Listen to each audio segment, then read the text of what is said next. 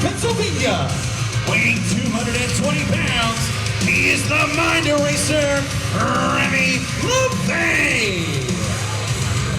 It is Sunday, April 10th, 2022, and this is Victory Championship Wrestling Sweet Victory coming to you from the Bishop Donahue High School Auditorium in McMecken, West Virginia. I am Jason Heat alongside Captain DeCapo out of the boat and into the booth again this month. I can't believe I got this gig back here in West Virginia again. Unbelievable.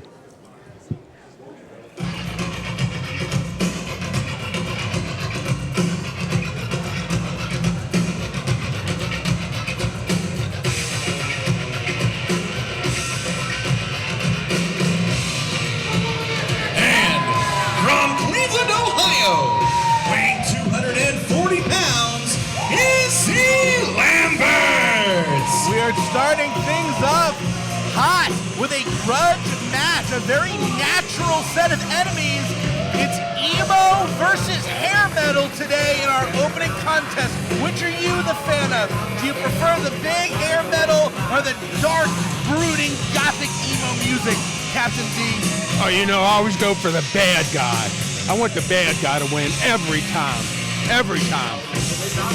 Well, in this case, I think that would have to be Remy LaVey.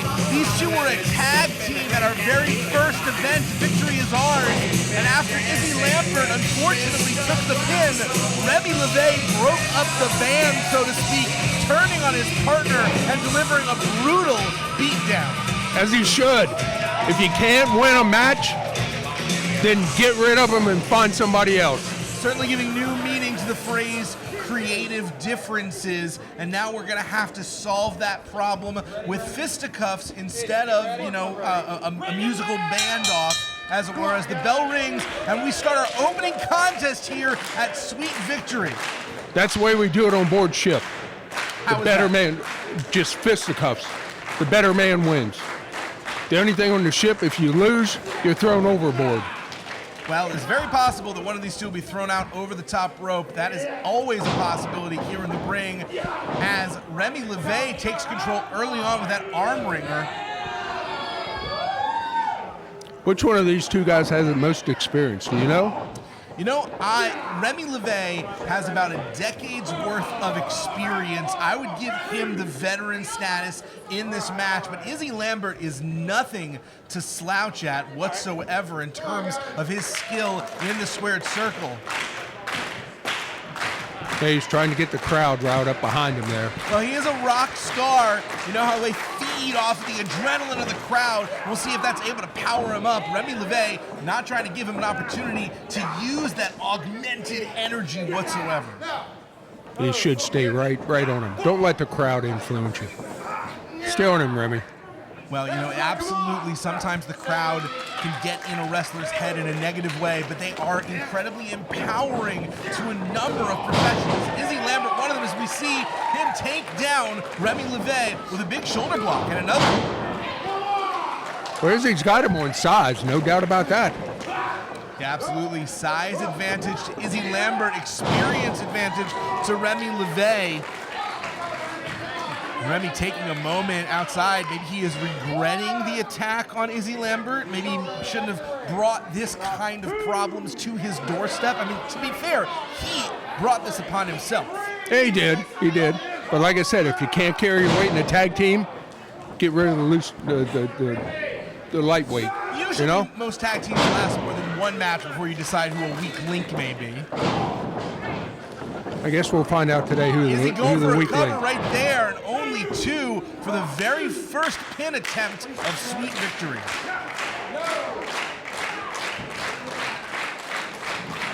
The McMecken faithful easily getting behind Izzy Labert as this grudge match continues, and Remy LaVey turns the tide, grabs the far leg.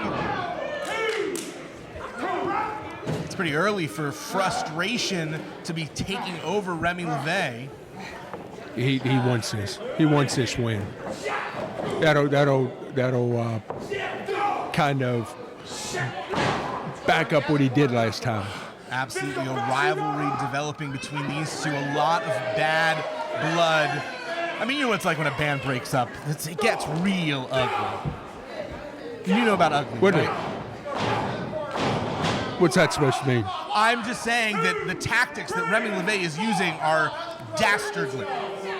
Yes, they are. Yes, they are. Were they in a band?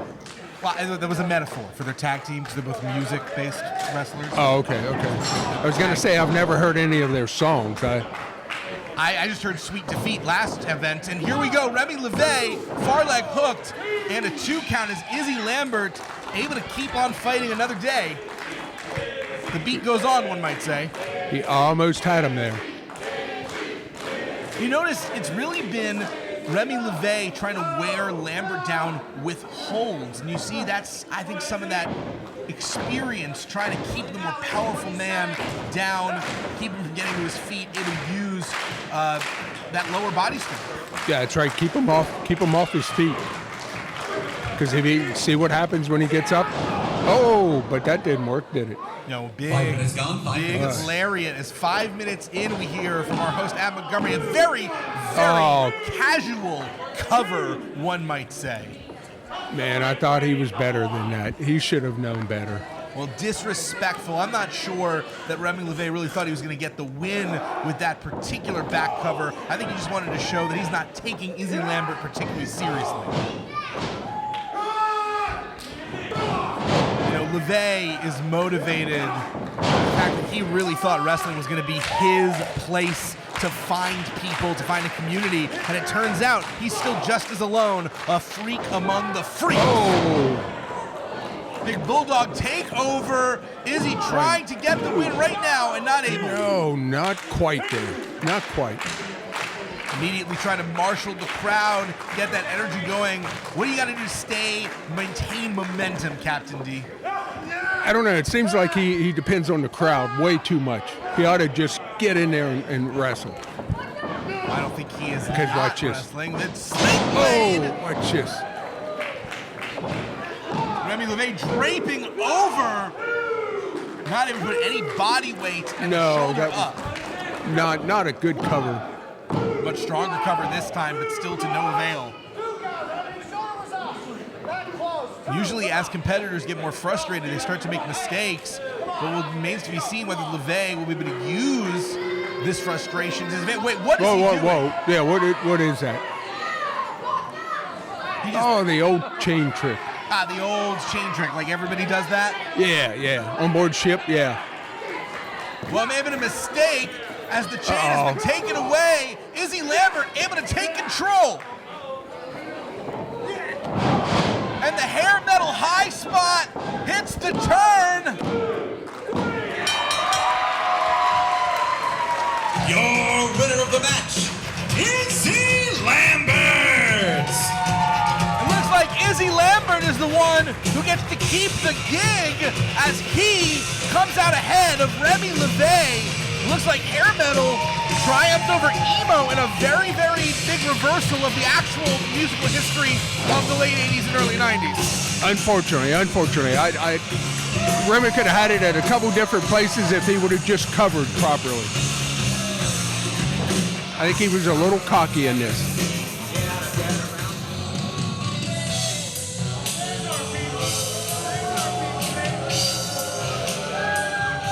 We were expecting Patrick Hayes, but instead it's the other 2/3 of the deplorables. That's no good. Nathan Aulridge and Patrick Wilbur calling for a microphone. I don't know what they have to say. They have matches later in the card. When the grown men are here, y'all shut your mouth and you appreciate us, you understand?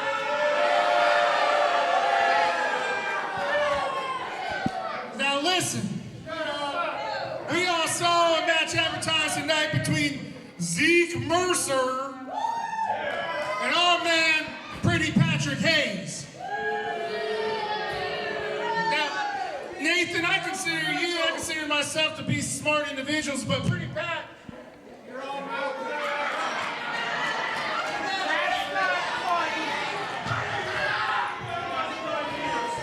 But Pretty Pat has to be the smartest out of all of us because he decided to take care of some business and not show up to this hellhole here in West Virginia. But we're the gift that keeps on giving. Because I got my cousin from up north. I got you.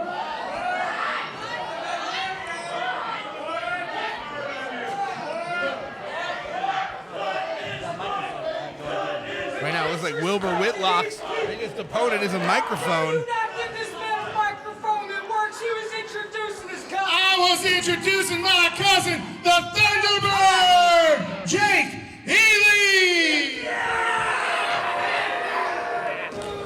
I am the Thunderbird, baby. Hear me. All right, a change in the schedule as apparently Pretty Patrick Hayes doesn't think McMecken, West Virginia is worth his time, and instead we have this goof, Thunderbird, Jake Ely. Oh yeah, wait till you see this goof wrestle, man. I'm not saying he's Wait not till a you good see him wrestler. wrestle. I'm just saying, I've heard a lot about Wilbur Whitlock's cousin, Jake Ely. I can't believe what disrespect to not give him a mic. A man like that, to not give him a mic that works. Unbelievable. This guy thinks he carries the spirit of the Thunderbird and the size as well, and he's going to need it against his opponent soon to make his way to the ring.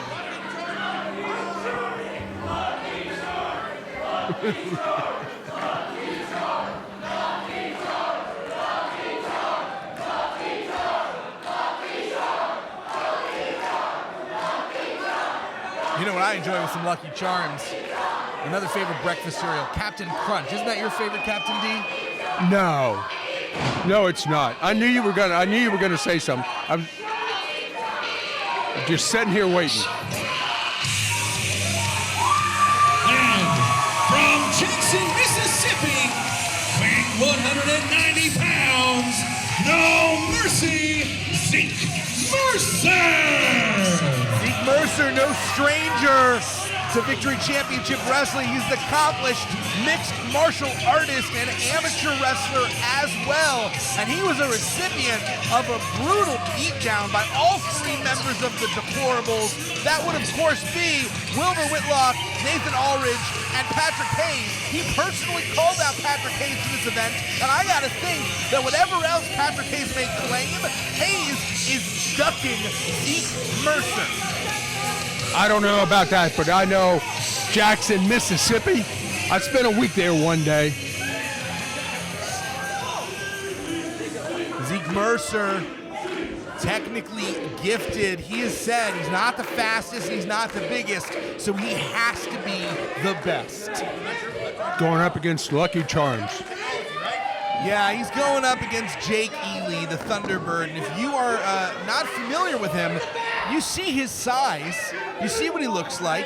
He's a heck of a wrestler, but he's delusional, Captain D. He genuinely thinks he's as big as Madman Fulton, and he's closer to a leprechaun. But you know what they say, reality is just a word.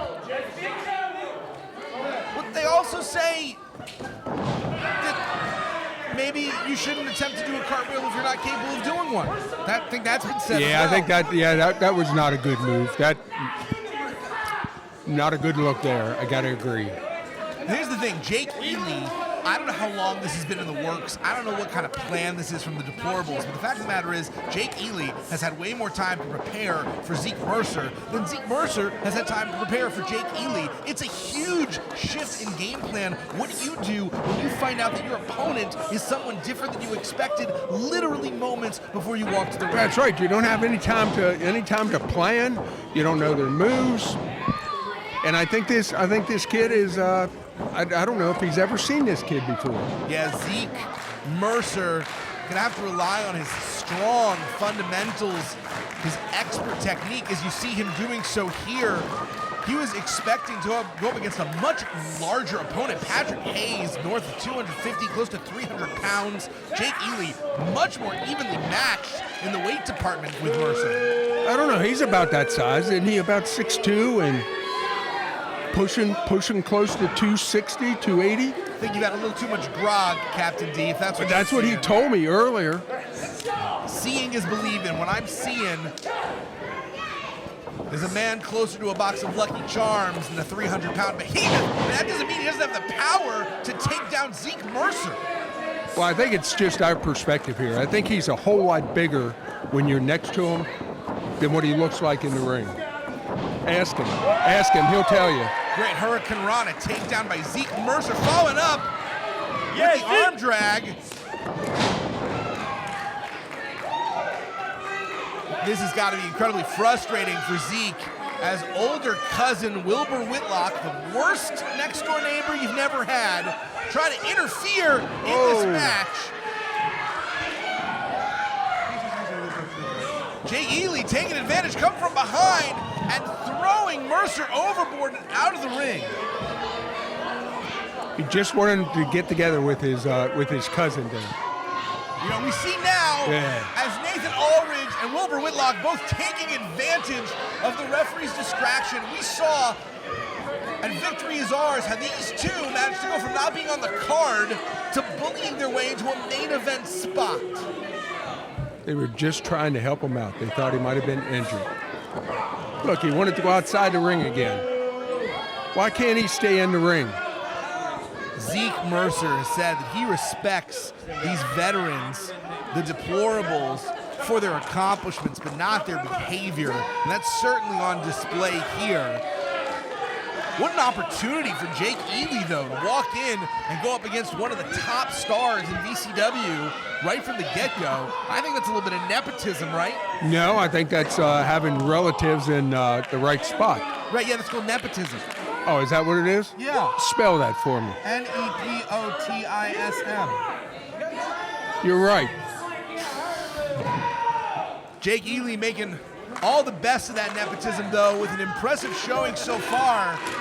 Not just with his wrestling, but also his tactical skills. He's really making use of the advantages that he has. And those advantages are two deplorables named Nathan Aulridge and Wilbur Whitlock.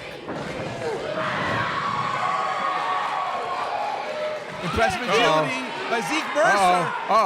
I think for the first time in this match, he actually does want to leave the ring, Captain D.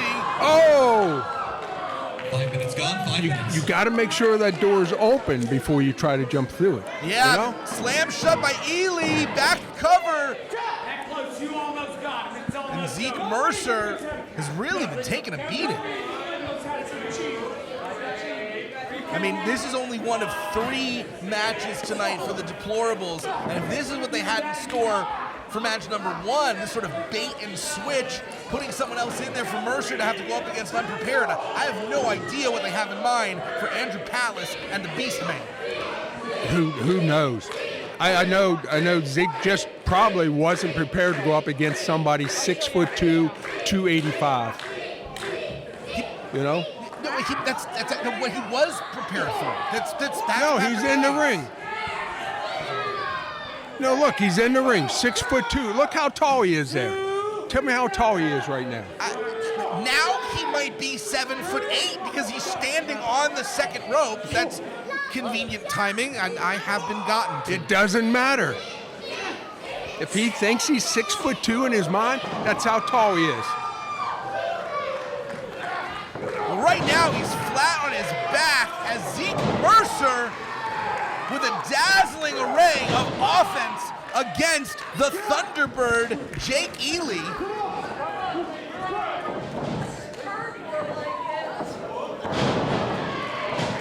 Blue Thunder bomb, leg hooked, and Jake Ely able to bust out of that, but I think it's starting to take its toll. I think so too. The big man's wearing down. Jake Ely has said he is here for fame and fortune and to die with both. And I think that Zeke Mercer wants to help him with one of those 3 wishes. Oh, man, you got to watch what you wish for. Absolutely. You know, he likes to say that he comes from the Thunder, but I think it's more likely that Jake Ely makes his home at the edge of a rainbow, if you know what I'm saying. He might. And a beautiful combination stinger splash and clothesline by Zeke Mercer, who seems to have an answer for everything Jake Ely has thrown at him so far.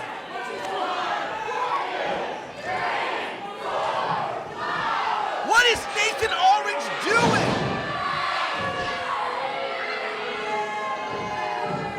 Just despicable. This is effectively a handicap. I can't believe he's slipped off of the rope like that on his own. Unbelievable. Now going for a kill switch. And he hits it. Mercer's outrunning his head. 1, 2, and 3. The big guy won. What can I say? Jake Ely. The big man won. I'm astonished, Captain D. I'm a little bit Tell me. disgusted. I got a bad taste in my mouth, and it's not the taste of amazing sugar corn pops with marshmallows. It's a taste of regret by watching Jake Ely and the deplorables steal a victory from Now watch when he walks by. Look at this, 6'2", 285. Look at that man. Look at that man. What are you talking about? 6 foot. I think he's a little off on the height there. He looked more a little bit like 6'3", I think. I'm so sorry. I genuinely think my Hey, look how tall he is now. broke. Look at him. Look how tall. Well, the cousin of Wilbur Whitlock gets a victory in a very unexpected fashion, as it turns out that the numbers don't lie, and 3 is in fact more than 1. It always does. Remember that. It always does. Introducing first, from one town to the next, weighing in at 199 pounds, America's most hated, Tanner Reynolds. Now it's time for your favorite and yours alone. This is America's most hated. He is my favorite. That just shows you America knows wrestling. The master of the metagame, Tanner Reynolds. A man I would say has actually become obsessed with his opponent, Damien Chambers, but I'm sure we'll get into that in just a moment.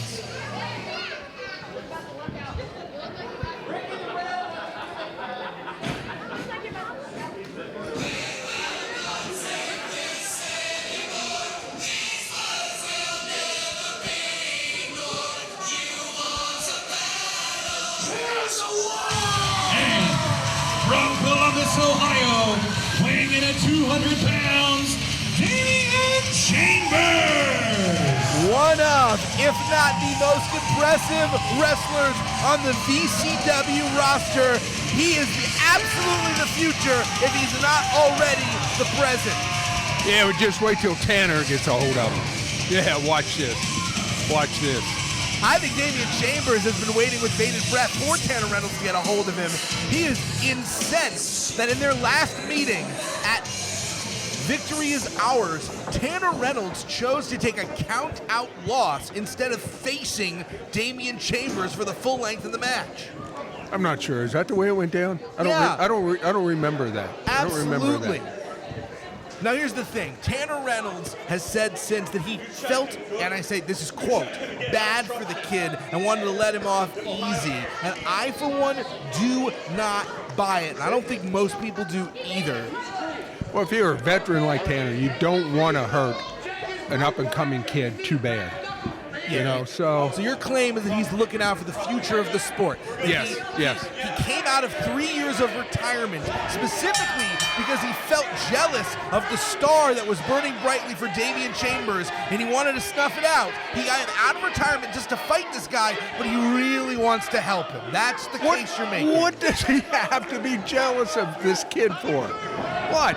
Well, At one time, Tanner Reynolds was considered a can't-miss prospect in professional wrestling, and for all of his success, I think Tanner himself does not feel he lived up to his potential. On the other hand, Damien Chambers, he is one of the fastest rising stars in the Midwest. He's got a work ethic like no other, and he has earned every inch of that success. Oh boy, he's a big star in the Midwest. Woo! We're in the Midwest. No, we're not. This is East Coast still. We haven't crossed this godforsaken river next door here. That puts you in the Midwest. Geography aside, Damien Chambers has earned all of his success with miles, sweat, bruises, and blood, and he wants an actual, legitimate, non-asterisk win over Tanner Reynolds. What can I say? People wish for stuff they never get. Look at that. Look at that. Beautiful kip up by Damien Chambers. The athleticism of these two are incomparable. I don't mind saying that there's a ton of great talent on the card today, but this is the match I've been looking forward to most. Oh, me too. Me too. Tanner has become one of my favorites here in this, whatever you call this, organization. Victory Championship Wrestling, some That's of the right. finest professional wrestling you will find in West Virginia and the tri-state area. As Tanner Reynolds taking control on the outside and forcing Chambers back into that steel ring post as the referee desperately trying to get these two inside the match. We've already seen one match between these two and a count out. I don't want to see a second.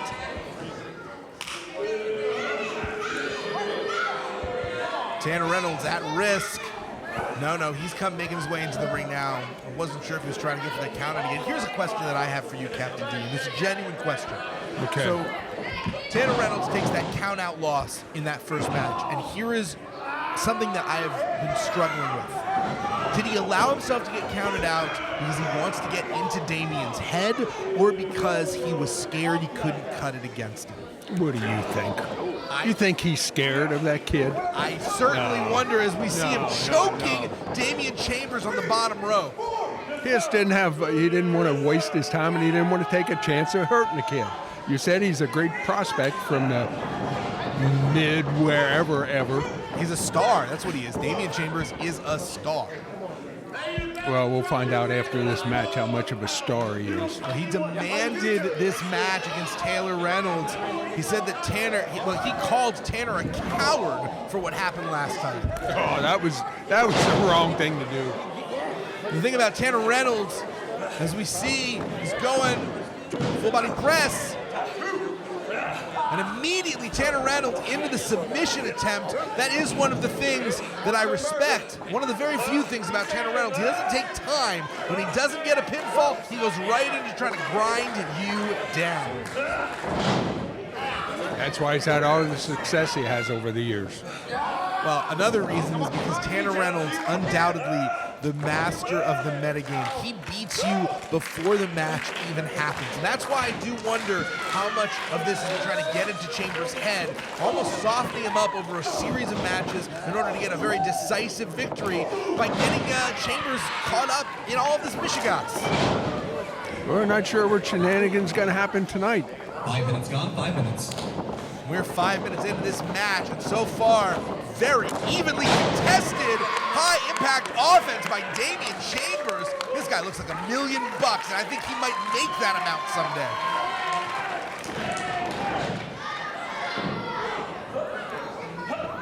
This is still only Tanner Reynolds' second match back after a 3-year layoff. So impressive how little ring rust he appears to have after all that time out of the ring. Chambers with the cover. Deep stack, but still Tanner Reynolds able to fight out the leader of the Reynolds Revolution, living up to that moniker. That's right, baby. Reynolds Revolution. Watch what happens here. Look, he's getting cocky now. He's getting cocky. Why is it that Tanner Reynolds has become such a favorite of yours, Captain D? Oh, man, look at him. Look at him.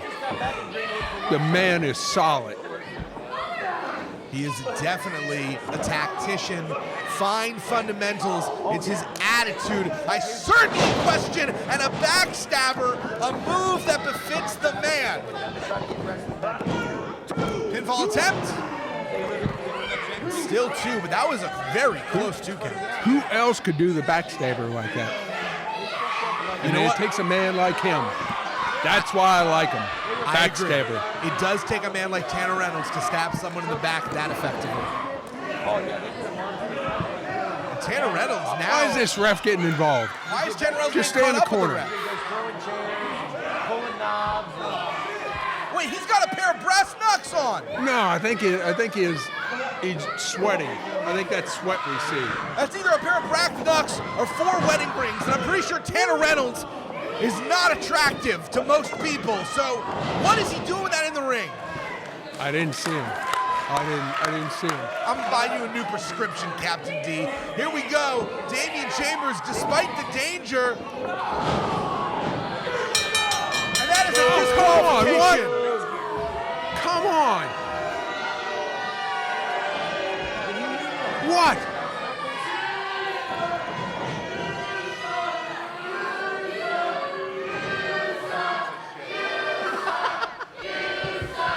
For the second time, Taino Reynolds has forced himself into a loss rather than just taking a loss from Damien Chambers, who I have to say is the better man.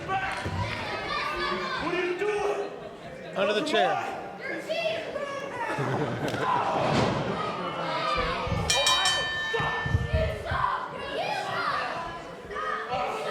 Absolutely Wait a disgusting. minute, where'd they come from?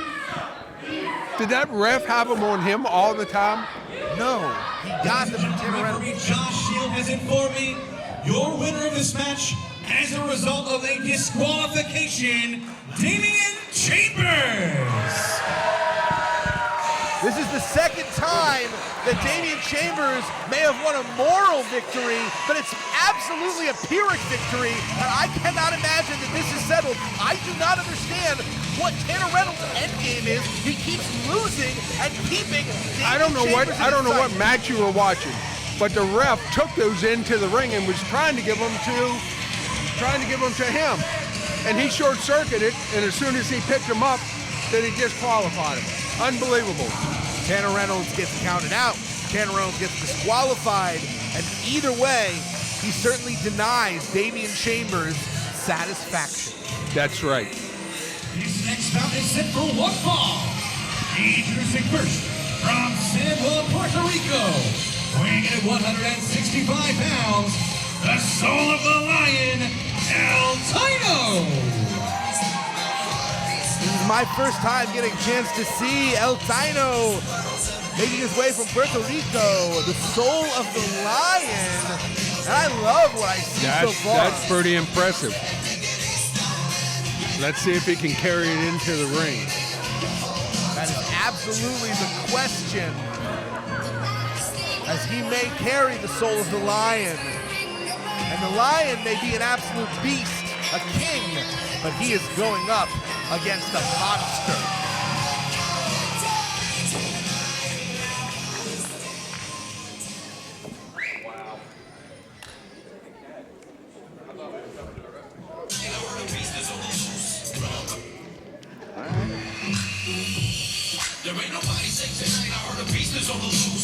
And from Toledo, Ohio, weighing in at 305 pounds, the main event monster, this is Fulton! 6'8" tall, over 300 pounds, the main event monster, the Madman Fulton makes his debut in Victory Championship Wrestling. I guess we're gonna find out if he's a lion or a little pussycat here. Look at that, over the top rope. I don't know if Madman Fulton has been much of a puncher before, but I think we're about to see a poaching. Wouldn't surprise me none.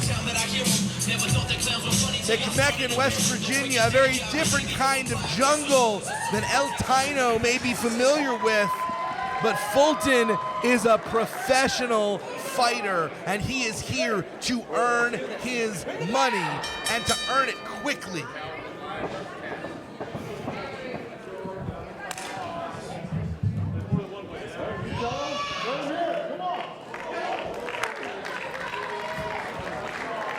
El Taino taking a look. Look at the height discrepancy.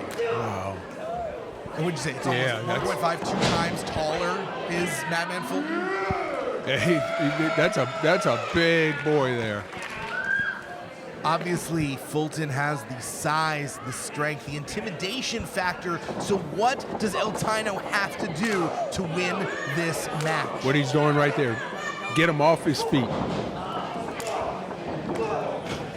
You get a big man on the mat, they're the same size as you. So far, doing a very good job of just keeping the fight to Fulton for all the good that it's done. He picked him up like a small child. Soul of the lion, but he's being just grabbed around like a teddy bear. Man. He's got an uphill battle here. Figuratively and literally. It's Yes. a mountain. Yes. Fulton. But Taino showing what he needs to do. Incredible agility and a beautiful DDT that takes Fulton off his feet for the very first time. Using his speed. His speed, his agility. Trying to take sight of his prey. And now El Taino is on the prowl and just got caught out of the sky. Oh man, you will believe a lion can fly. I just saw it. Madman Fulton said he craves an opponent that will hit as hard as he can. He's often disappointed. I think he is in this match. And Fulton taking the lion down. That's a long way down. Honestly, Madman Fulton being here in VCW completely changes the landscape. Huge choke slam. He's calling for an encore, Captain D. One more. Yes. What are your impressions of this absolute monster? Monster is a good name for him. And a second choke slam, and now Fulton's He's going up to the top rope. This is a surprise and maybe a treat. It's certainly a risk. Look how tall he is up there. Can you change that bulb up there while you're there? Good gosh.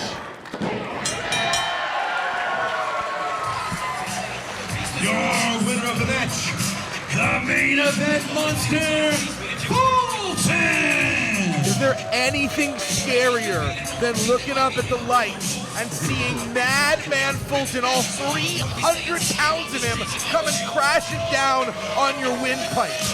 That was unbelievable that he went to, a man that size went to the top rope. Like I said, I wonder if he could have changed that bulb while he was up there. That's terrifying, and I don't know what Fulton has in store for VCW, but I bet he's going to get whatever it is he wants while he's here. Introducing first, from Backstreet USA, weighing 260 pounds, no shame, Jimmy Shane. This one promises to be all action as we have a 3-way elimination match. And up first, he's one of my favorites. He's a former boy band member, that lovable bad boy, no shame, Jimmy Shane. Dance with me, D. he would be one of your favorites. I know you're into boy bands. I'm a 90s kid. You're an 1890s kid. That's Just right. don't have a lot in common. Remember that.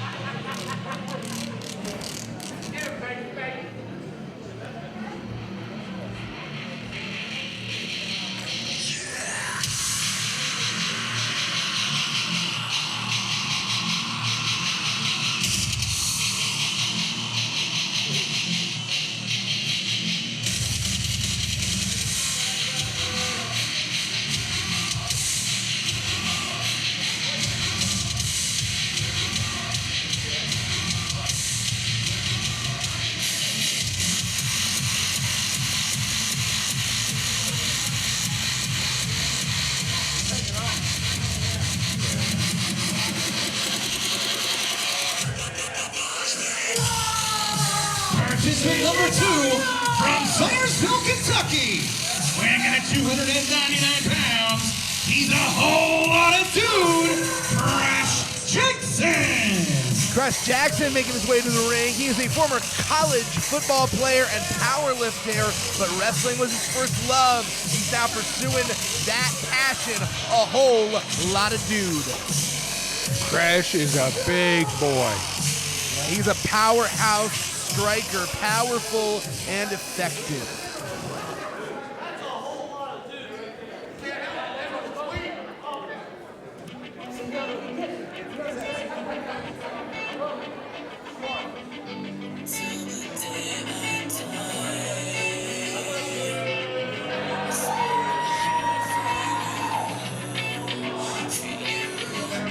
And from California, Pennsylvania, weighing in at 205 pounds, Tristan St. Croix. One half of the good guys with Zach Meyer, who we have seen before. Tristan St. Croix is, by his own admission, what he calls an enjoyable D-bag. Is there really a place called California, Pennsylvania? I gotta be honest, first time I've ever heard Hollywood, of it. Pennsylvania? Ah, jeez. I mean, there's a real Hollywood, Maryland, so I don't know why there wouldn't be maybe a California, Pennsylvania. Was it California or Hollywood, Pennsylvania? I don't even remember. Here's a fun fact. Tristan St. Croix is an ordained minister, which really shakes my faith in the institution of religion. Well, look at his back. You just I don't know that look, getting I don't know that getting that's a right. tattoo. That's right. Check that ref out. Make sure he didn't bring those brass knuckles out again. So this is an elimination match. That means there's not going to be just one pinfall, submission, or disqualification. There will be 2 because you have to eliminate all of your opponents in order to win this match. And Tristan St. Croix has been booted out by a whole lot of dude, Crash Jaxon. And now we're suiting up for a bit of a hoss fight as we've got a headlock by Crash Jaxon up against Jimmy Shane, who certainly wants to make his competition go bye, bye, bye. So he got eliminated just by being knocked out? No, through he's the just rope? out of the fight Okay. for now. In order to be eliminated, you must be pinned, made to submit, knocked out. Well, he came close to being knocked out there. But it's a smart strategy by Crash Jaxon. It's a lot easier to go one at a time instead of having to keep your head on a swivel as Crash Jaxon makes the first pinfall attempt of the match. I think it's something like that's more checking the temperature of your opponent than it is an actual attempt to end the match. Trying to see just how much they have in the tank. I think so too. I mean, how do you lift all that weight off of you? A lot of power, a lot of strength, way more physical prowess than I'll ever have in my life. I used to be able to move like that. Speaking of move, Tristan St. Croix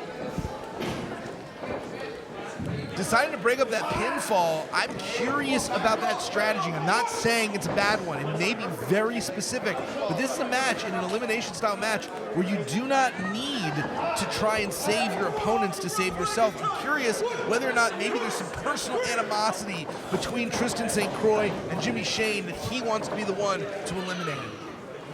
That could be. I don't know either one of them that well to know. I don't know their backgrounds, but it could be. Well, Tristan St. Croix is in an interesting position. He has been in a tag team with Zach Meyer, the good guys, for a long time. So it's not that he's not a capable singles wrestler. It's just this is unfamiliar territory for him for a while. So he may actually see more success in this sort of multi-man match than he would in a straight-up singles coming off his tag team experience. That's true. That's true. And that is, of course, Tristan St. Croix right now taking it to No Shame, Jimmy Shane. No shame, because if you want to love some 90s style boy bands, going for a first elimination, and still no one is out of the match. Tristan St. Croix definitely trying to show that perseverance has possibilities, but to no avail. I'm sure glad he went for the pin there, so it shuts you up about the boy bands. Jeez.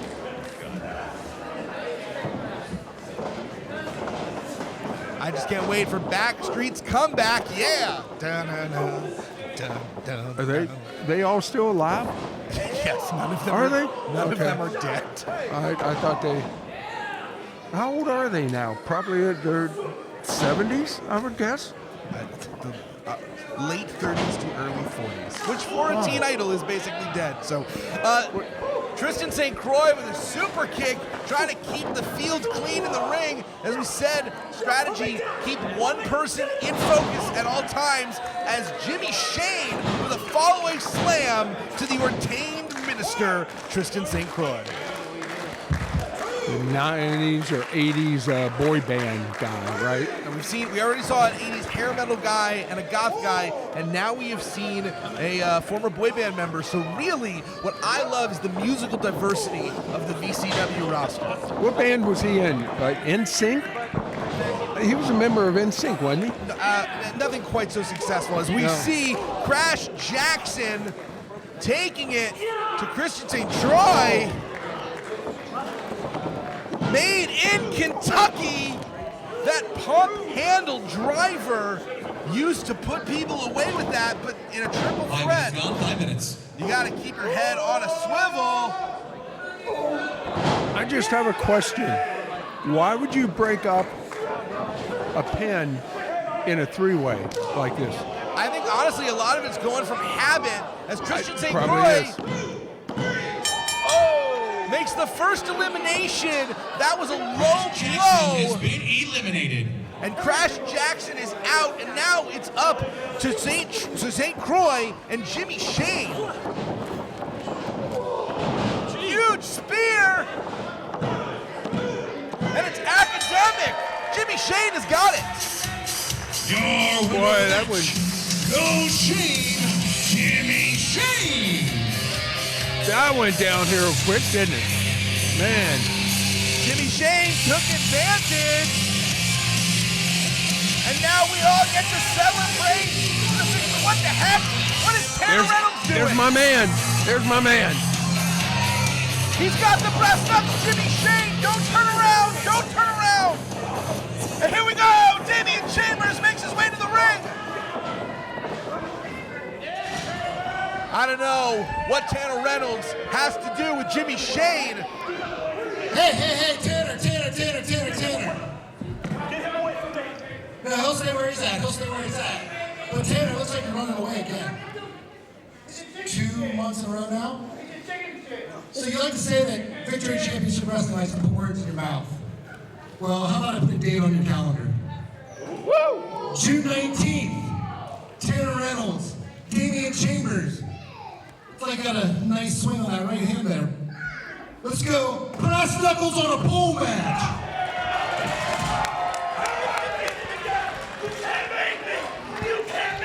He absolutely can. That is our commissioner, Nicholas West. And it looks like Tanner Reynolds just got a taste of his own medicine. No chance of a DQ. No chance of a disqualification or a countout. That is so unfair. Of course, did you see the ref once again took the brass knuckles into the ring? Tanner ran in him and took them from him. Jeez.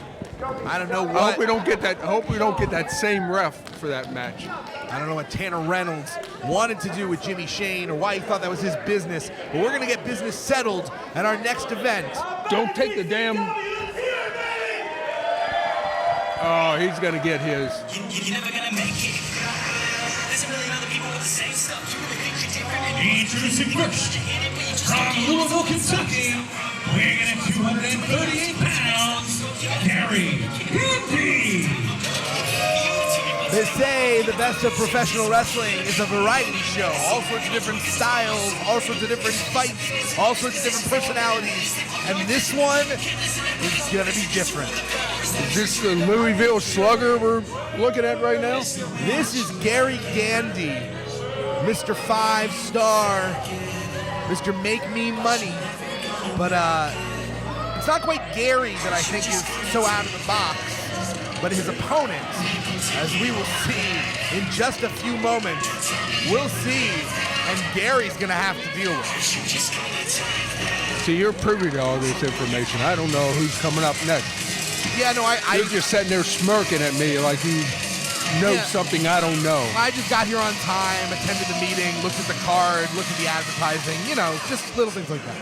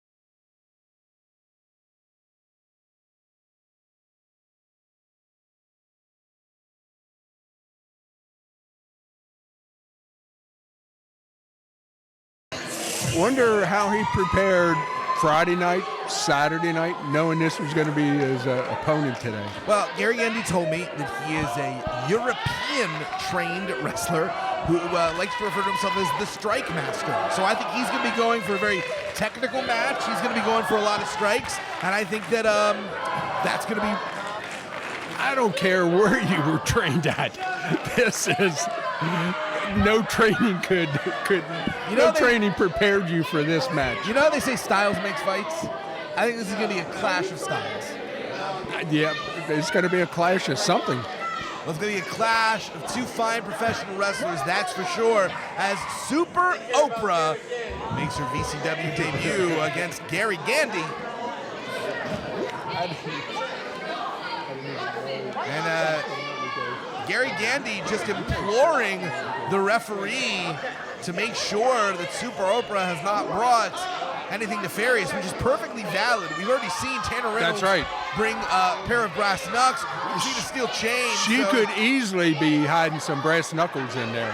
Look. The referee being implored to do his job, and he is doing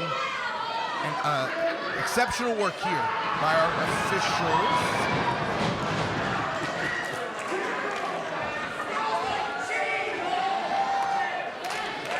Well, I think he can safely say she's not hiding any brass knuckles there. Yep, the match has started. As Gary Gandy, actually maybe a solid foot shorter than Super Oprah. Super Oprah has the height advantage, the size advantage, the reach advantage.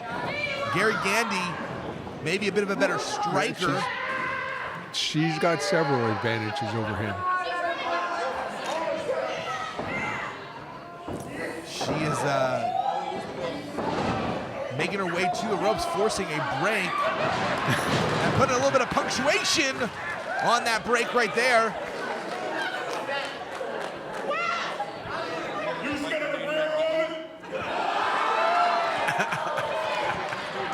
I think Gary Gandy is just processing what the best way to approach this match is. That's the thing, a lot of mind games on the part of Super Oprah, very good at getting into an opponent's head. This is really going to be about whether or not Gandy can avoid the trap of frustration. I wouldn't do this. I wouldn't do this. I'm a big superhero fan, and I've learned never do a test of strength with someone with super in front of their name, you know? Right. Just right. not a good plan. This is not going to end well. Oh! Gary Gandy impressing both of us with his intelligence. Yes. We thought he was going to get suckered in, but instead he's playing his own game. Ooh.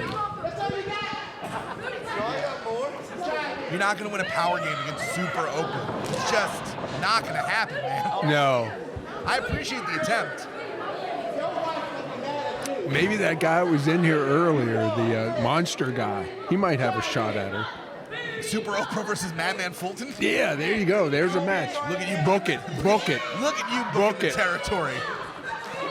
Well, first, Super Oprah has to try and get past Gary Gandy. We saw Madman Fulton with an impressive win. 2 big debuts on this event, and his hand just slid off. Least effective chop I've ever seen. I don't think they're having any effect. I think this might be a time to reevaluate your strategy. And Super Oprah, on the other hand. Oh, man. Super Oprah, maybe Gary Gandy's kryptonite. He's going to be a while recovering from that. Look. And the Oprah chants begin. You get a chop, and you get a chop, and you get a chop. But you are really all just Gary Gandy. Is this the Oprah that has the book club? Yes. Is it? Okay, I know Yes. she is that. What other Oprah were you thinking of? I don't know. I can't think of any other Oprah right now. As Oprah chases Gary Gandy around the ring in sentences I never expected to say in my professional career. Super Oprah luring Gandy in, but no water in the pool. Suckered him right in there. Well, turnabout is fair play. And now using that impressive thigh strength to jam Gandy's head into the mat. What in... Only 2. I'm staying quiet the rest of this match because I have no idea what to say. Well, Oprah has given me the gift I've always wanted, a silent Captain D. And she has lifted Gary. Gary able to sneak out the back, and now a chop block. Very smart strategy. Got to take out the incredible lower level power. Beautiful clothesline by Gary Gandy, and almost chops down the magnificent might that is Super Oprah. Well, he's got the job halfway done. He's got her on her back. Gouging at the eyes is Gary Gandy. 5 minutes gone, 5 minutes. Listen, you got to do what you got to do. Usually I am very much a proponent of following the rules, but in this case, I understand. You just got to do. You got to do. You got to do it, man. Sometimes you find yourself in unique circumstances.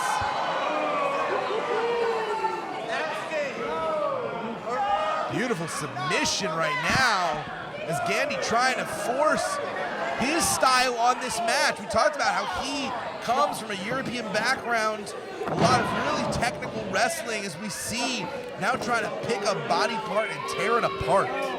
Go after the legs. When they're bigger than you, take out the legs. You know how you take down a tree? Chop down the trunk. Oh, I thought it had something to do with a stump or a chainsaw. That's how you take down a tree, a chainsaw. We're going to work on the concept of metaphor, and Gary's going to continue battering Super Oprah about the head. We've all got our responsibilities today at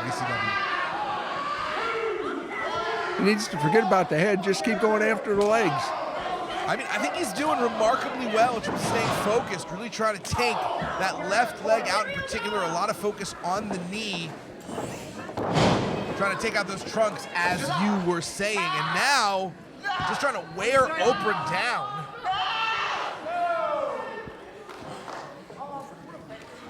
Let it know, Oprah. What do you say? And Oprah trying to rally this crowd. I think they all wonder if she wins, if they'll find a free car under their seat. I was just thinking that. They're just going for the free gifts. This isn't the same Oprah, guys. We do live in a capitalist society, so. Oh, no. Oh, no. Oh, no. You just made a huge mistake. He is in some trouble now. You heard of the straps coming down?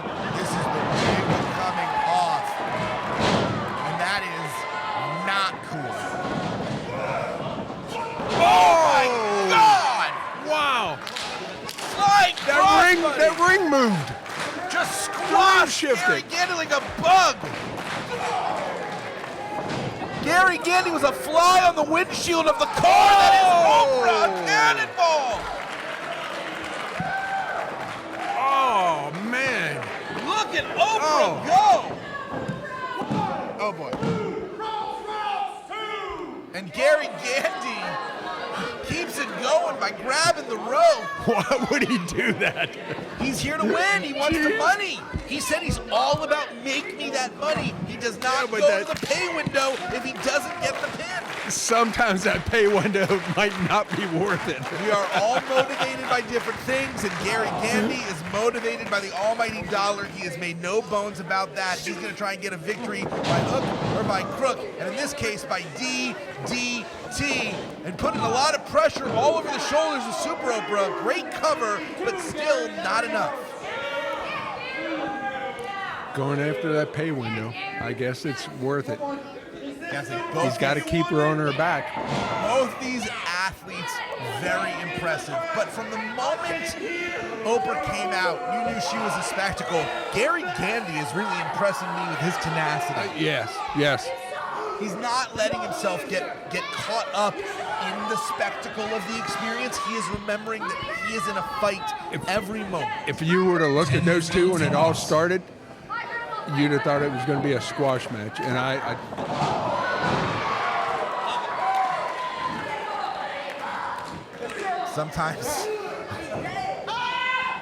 Sometimes you're the rubber, sometimes you're the road, and sometimes you find yourself receiving a hip attack from he Super just Oprah. became the bug on the windshield right there.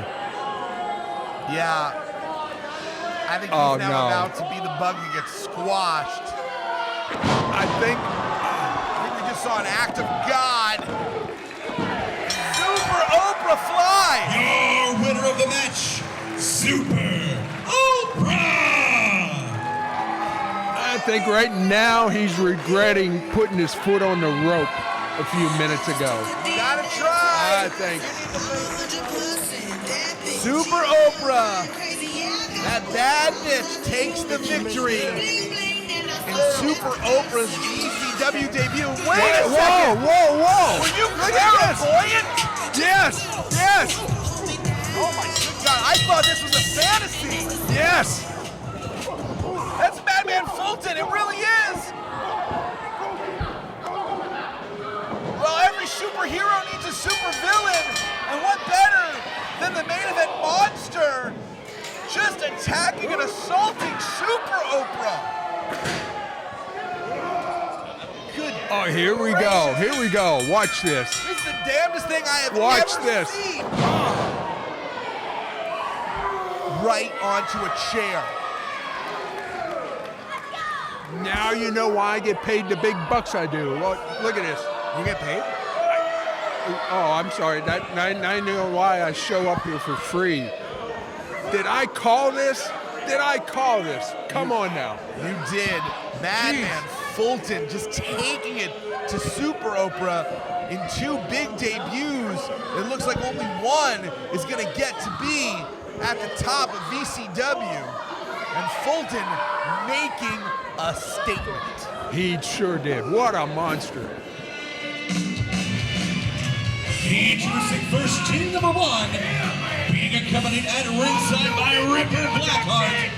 They are operating out of Chicago, Illinois, at a total combined weight of 598 pounds. The team of Brutal Tommy Irish and the made man Gino DeCapo. Together, they are So these are two that I genuinely advise us to be very careful about what we say about them. They are made men, as they say. They're family, if you get my drift, and I would like to not be disappeared. So they're a couple of fine gentlemen, business people. Well, you know what? You can keep quiet, but I'm a pirate. And we were making people disappear long before these guys. You know? If you want to wake up with some cement boots instead of your pirate boots, that's on you. For me, I'd like to make it to the next event. Well, maybe I'll make their butts walk the plank. How about that? They don't scare me. I fought a Kraken before. You think I'm worried about these guys? I think we're going to be in the mood. I mean, looking for a new commentator soon is what I think. This is Gino DeCarlo and brutal Tommy Irish, accompanied by this consigliere, the evil genius of pro wrestling, Ripper Blackheart. I don't know. I think they kind of look like posers to me.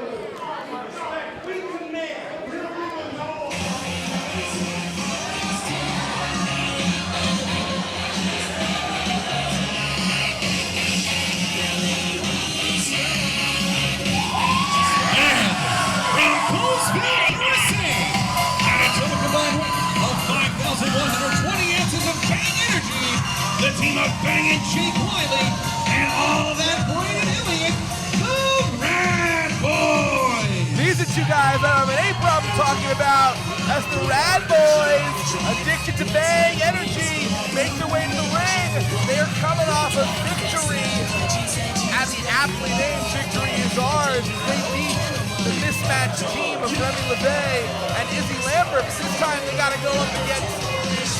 And I know these are one of your favorite teams, right? They are. You love these guys. I knew you would.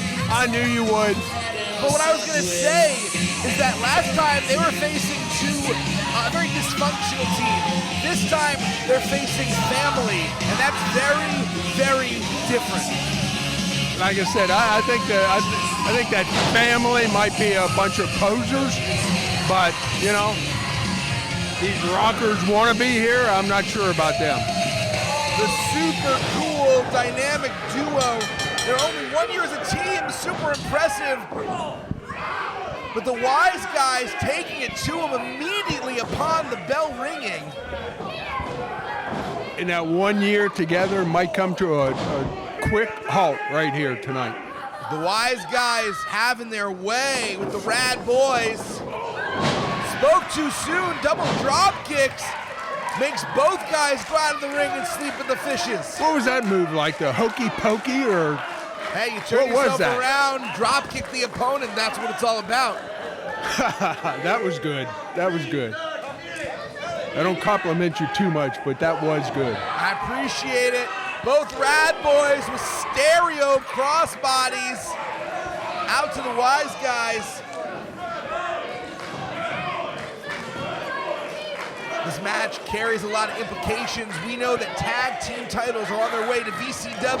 Both these teams want to be first in line for an opportunity, and this is Smash Mouth by the Rad Boys. I think it's going to take more than that to keep him down. Yeah, banging Jake Wily trying to take down the main man, DeCarlo. DeCapo. Oh boy, Jason, get it together, man. I'm scared of them. I can tell. They got you shook, don't they? They do. They have me shook. Jeez. I'm so sorry, DeCapo. So sorry. As the Rad Boys doing a great job of really double teaming brutal Tommy Irish.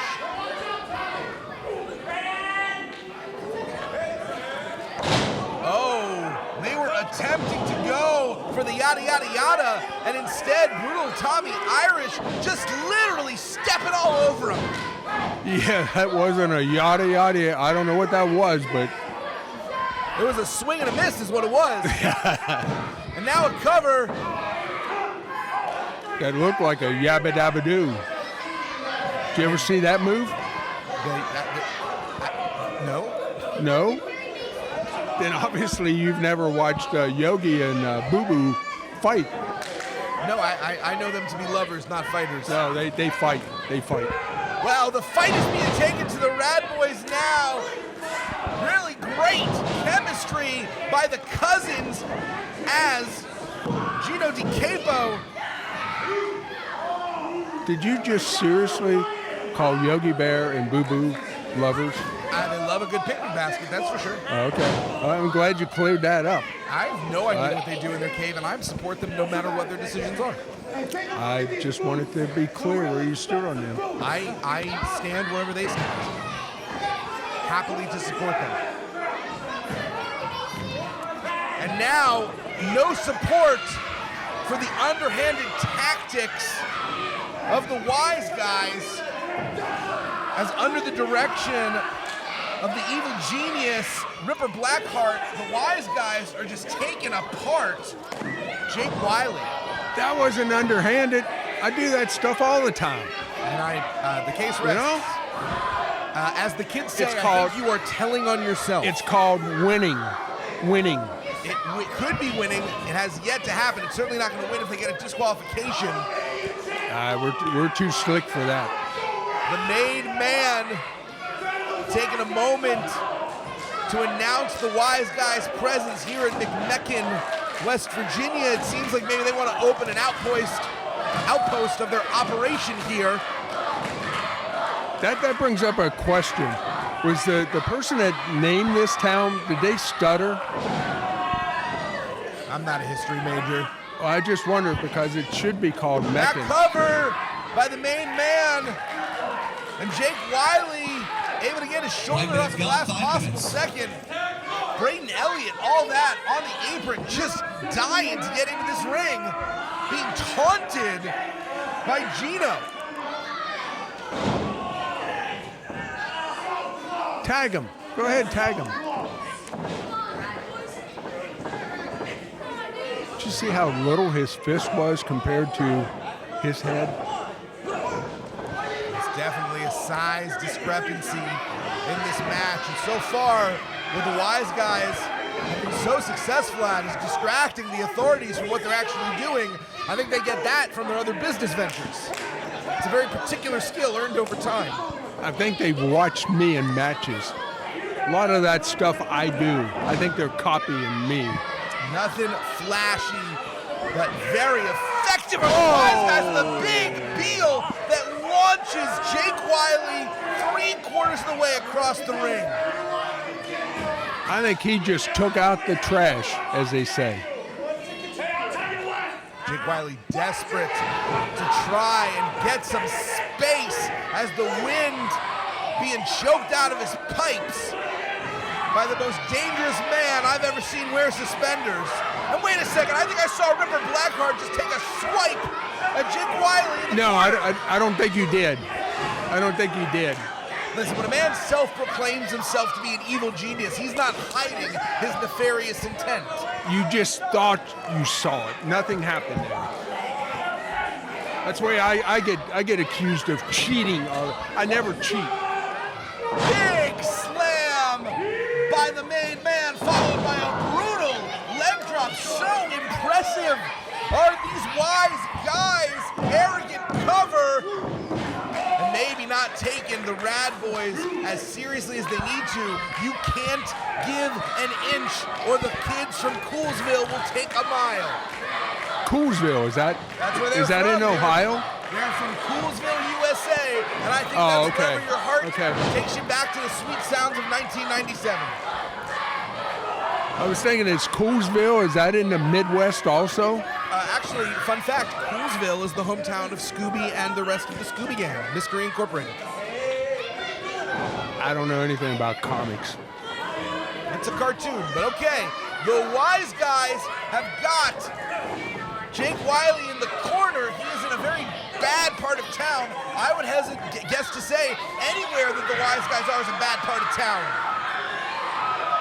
Is that the south side of Chicago? Is that the bad part of town? Right now, he just made it across the tracks. And finally, that Braden Elliott is coming in.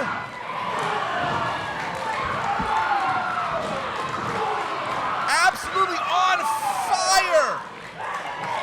When's he going to run out of energy? He's answering the question, are you afraid of Braden Elliott? You ought to be. Welcome to the secret world of Braden Elliott. These are very specific Nickelodeon references. Frog splash. Followed up by a big elbow drop. These two are incredible. Good officiating by our referee. Not the legal man going in and making the tag, making the cover. Are these Ninja Turtle guys? Yes, they are. They're very good. I just figured that out. Yes. All right. Welcome to the show. Rad Boys coming in. And here we are, Double Dare. I double dog dare you to kick out, but you can't.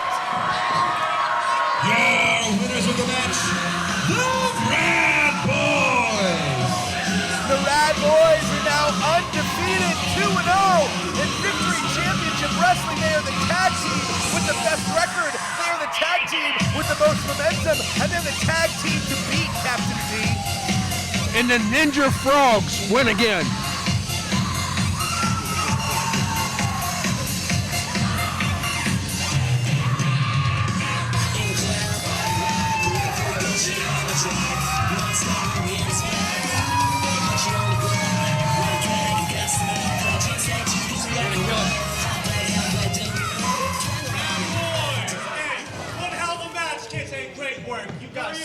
Great. You shut your mouth! I did beat Jimmy Shane earlier, but I beat Jaxon, so I'm better than him. But it's okay, because I'm one half of the good guys, and I'm a tag team specialist. Now, Zach Myers is on promotional tour in Ireland. He is the new mascot for Lucky Charms. So when he gets back, June 19th, how about you two pretty boys get your asses kicked? What do you think? Challenge has been laid out to the Rad Boys by Tristan St. Croix on behalf of the good guys. Looks like the challenge has been accepted, and on June 19th, back here in McMecken, the undefeated Rad Boys have their possibly toughest test to date as they go up against Zach Myers and Tristan St. Croix, the good guys versus the Rad Boys.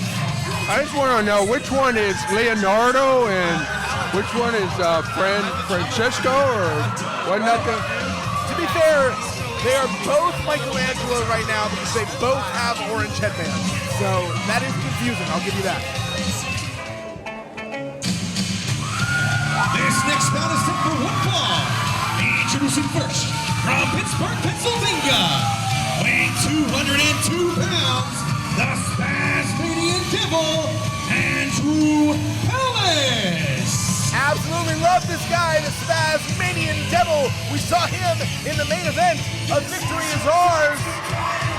Then, unfortunately, on the receiving end of a beatdown by the Deplorables, so Andrew Palace explicitly called out Wilbur Whitlock for this match to pay back that brutal beating. Can we please get away from cartoon characters? Jeez. Absolutely not. But for the love of God, do not give this man coffee. And they said he was from Pittsburgh. It's Britsburg. Britsburg.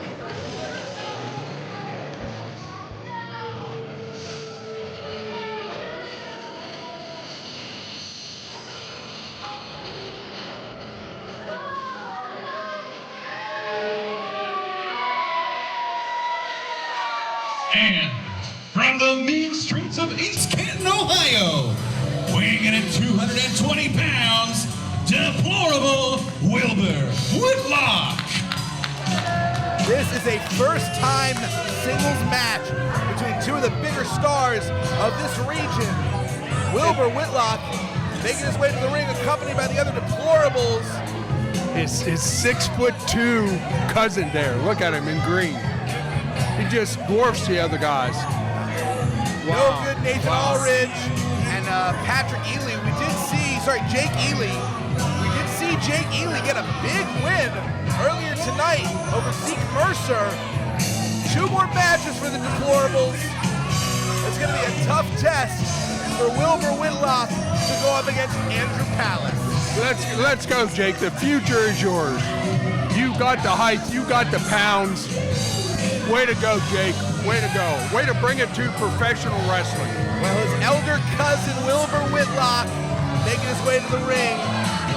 He says the younger generation doesn't deserve anything he didn't achieve. He wants to hold him down and salt the earth behind him. His name is really Wilbur? Yes, he is. I think they ought to play the Mr. Ed song. And then right as he's ready to come out, Mr. Ed can go, Wilbur? He is just an unpleasant man. I mean, really seriously. Yeah, I've never unpleasant man. I've never seen him in a good mood. No, I've never had a good conversation with him. I just try to stay away from him. I don't talk to him. Constantly complains about our sound.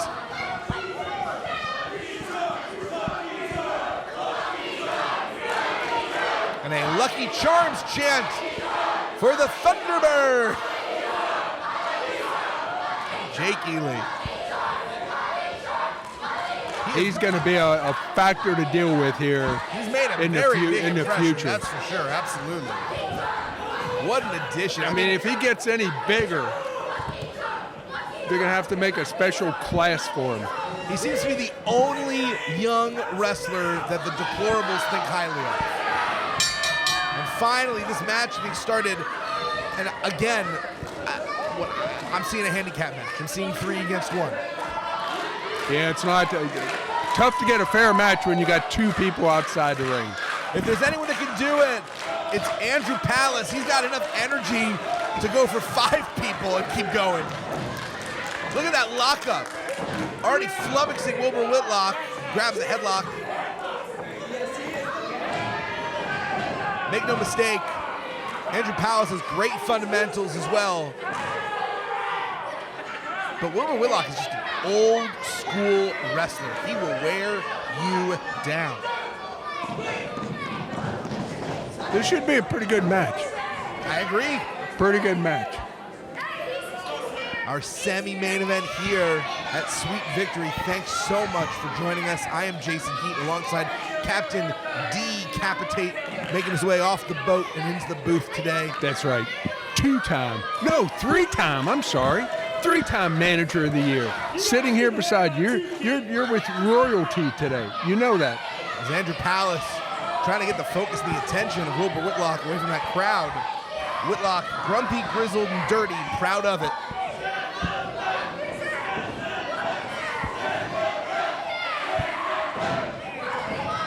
Waistlock applied by the Spazmanian Devil. So far, neither one of these two has been able to get much of an advantage. Experience goes to Whitlock, but boy, energy and effervescence clearly goes to the Spazmanian Devil. He does have a presence in the ring. What's the ref counting for? He didn't grab his hair. No, he was in the corner, not able to stay attached to the ropes in the corner for more than 5. And that was actually a relatively clean break for Whitlock, grading on a curve. Very technical match so far. Yeah, it is. It's so important to master your fundamentals in professional wrestling. And these two very, very solid wrestlers. Key to victory for Andrew Palace is going to be picking up the pace. Whitlock, like in a very slow, methodical, deliberate style, really breaking you down.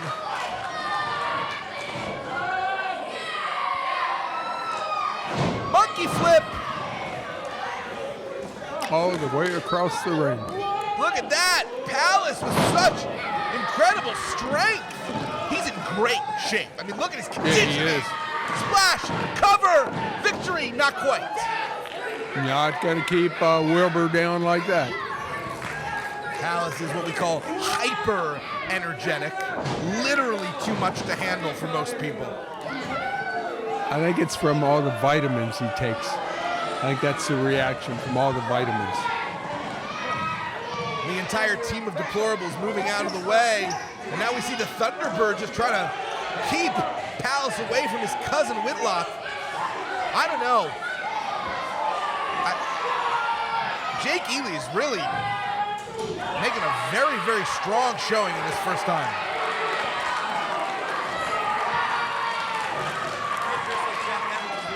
So this whole gang here they're all cousins? No. Wilbur Whitlock is the older cousin of Jake Ely.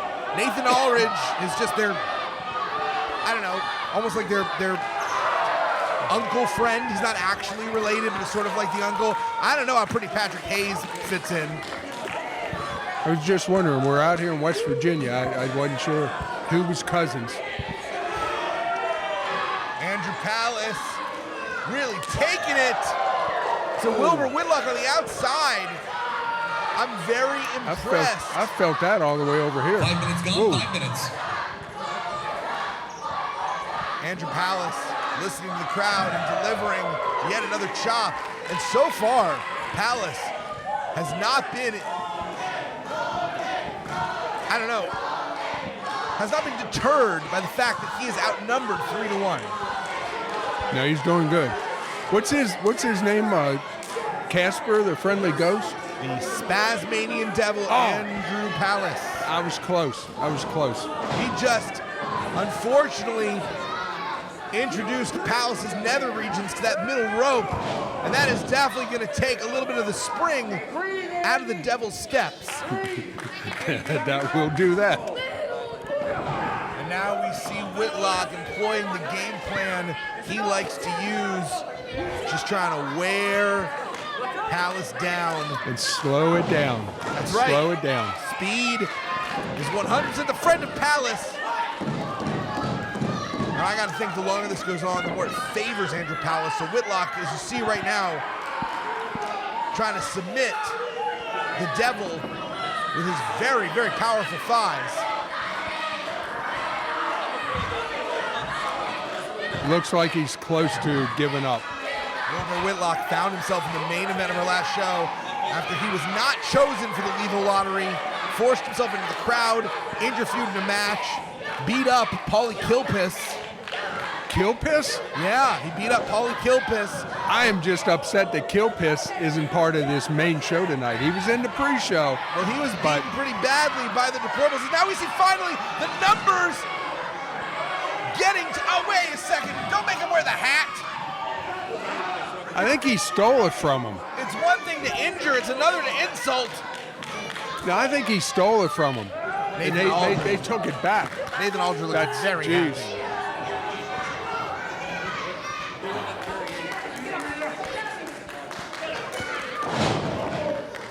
Whitlock with a strong elbow drop. A lot of pressure across the upper body of Palace. But nothing there to hook the leg. Giving Palace a lot of leverage to kick out. That's the point of grabbing that leg, is trying to neutralize the amount of leverage, the lower body being able to actually push that upper body up. Wow. Heard the ring just jangle with the power. Right into that corner. So why don't we just throw Ely and Aulridge to the back? I can't imagine they have manager licenses. Who's going to throw him out as big as what he is? It's going to take 2 or 3 security guards to throw him out. Back cover by Wilbur Whitlock as the frustration starts to mount. Whitlock expressing his dismay to his compatriots. No, he's telling him he's got this. Don't worry, he's got it. Watch. He better. You cannot give Andrew Palace a moment. He can charge up so quickly. Huge cutter attempted and thrown off. Miscommunication there. Palace taking a moment to catch his breath, and now we're about to see him go into supersonic mode. After he asked the second.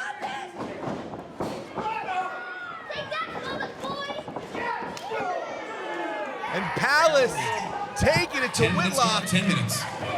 We are 10 minutes in, and fatigue may be starting to affect Wilbur Whitlock. I think it's fair to say say, Andrew Palace likely better cardiovascular conditioning than the deplorable one. Yeah, you can tell that by looking at him. Look at the strength of Palace! Oh! Ushi! Garoshi! To Wilbur Whitlock, and no! Still 2, the referee tells us. Only got a 2 count. Only got a 2. Very, very personal for Andrew Palace. We know he likes to have a lot of fun, but he does not like to be on the receiving end of a beating like he was at our last event. And that was absolutely organized by Wilbur Whitlock, the unofficial leader of these deplorables. Now not even a trio, a foursome, including the Thunderbird, the very, very moderately sized Jake Ely. Shotgun dropkick to Wilbur Whitlock.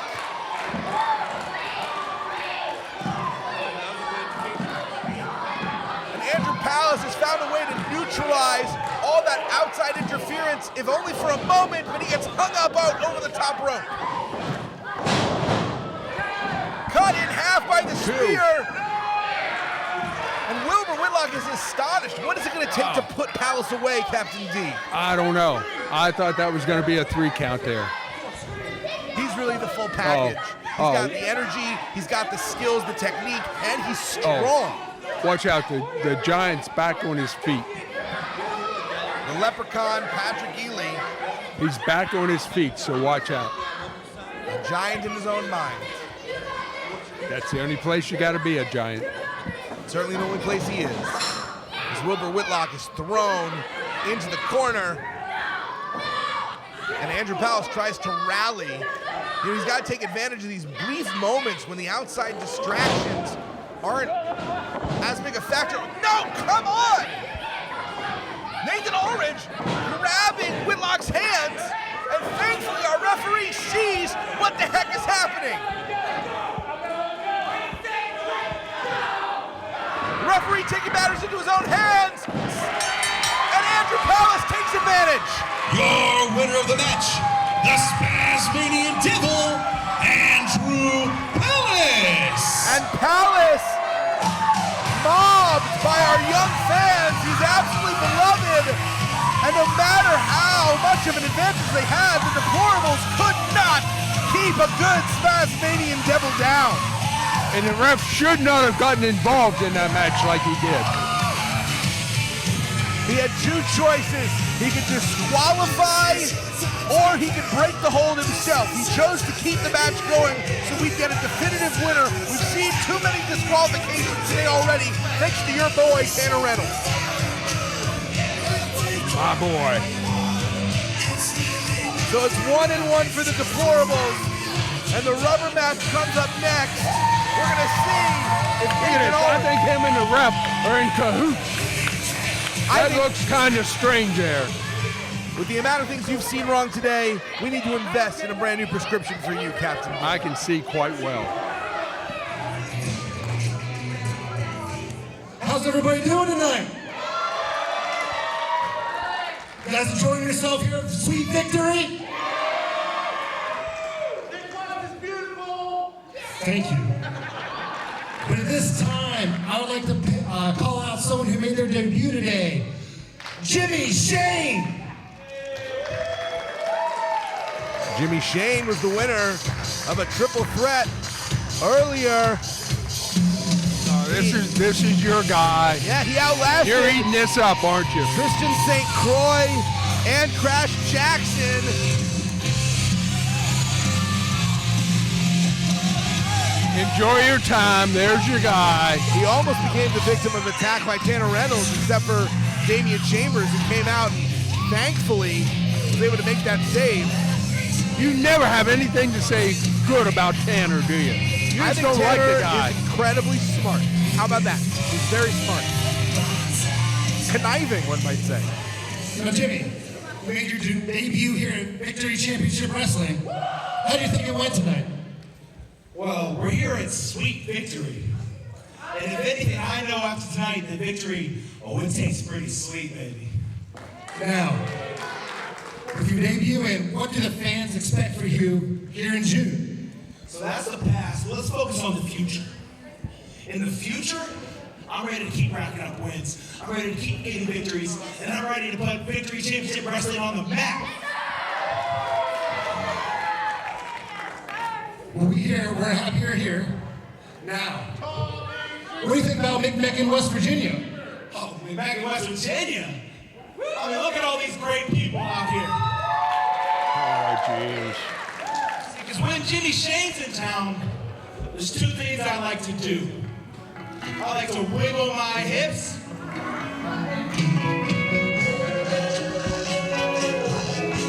I don't recognize that music. I mean, I recognize the music, but I don't know who it's attached to. I have no idea who this is.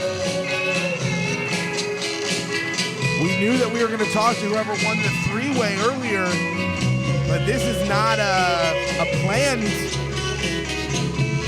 entrance by any stretch of the imagination. It might not be good news for your guy. Now, being interrupted in a wrestling ring rarely ends up being something good.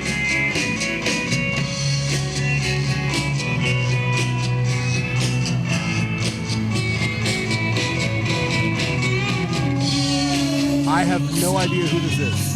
I don't either. Sounds like the crowd doesn't know who it is either. I mean, whoever it is, he made his way backstage. He managed to get our sound technician some entrance music, so he's got some pull.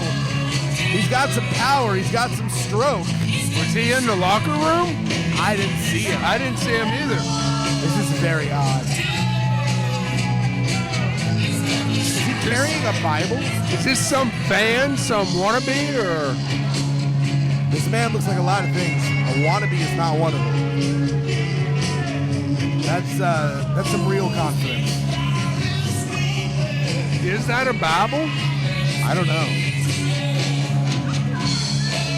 He just pushed our camera woman out of the way and made her take his photo. He just wanted to make sure she got a good angle of him.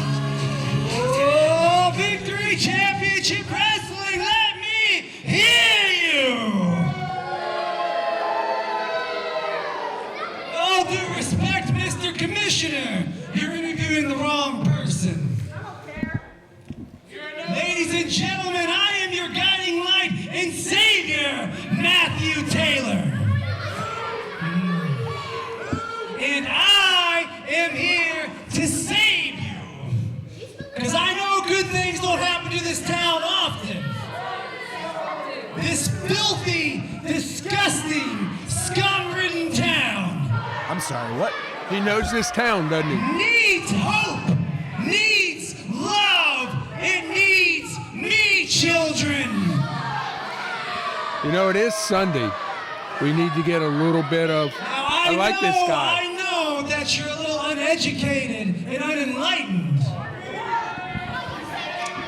But I'm here to take over this company. To be everything that it needs. A leader and a champion you all deserve.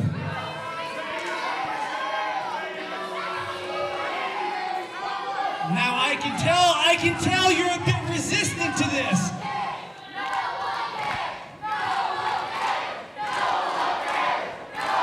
But if you could all be silent while I read.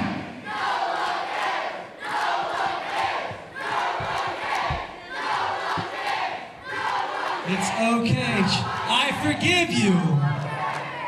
Now if you could all be silent while I read to you from the Gospel of the Light. I think it's fair to say if you're in a wrestling event on a Sunday, you didn't come for a sermon. You had another place I to go. think what they're saying, Matthew, is that no one cares. No one cares. No one cares. So as far as I'm concerned, if you want to come in this ring, the only thing I care about is if we're going to do this or not. What do you think, VCW? Should we do this right now?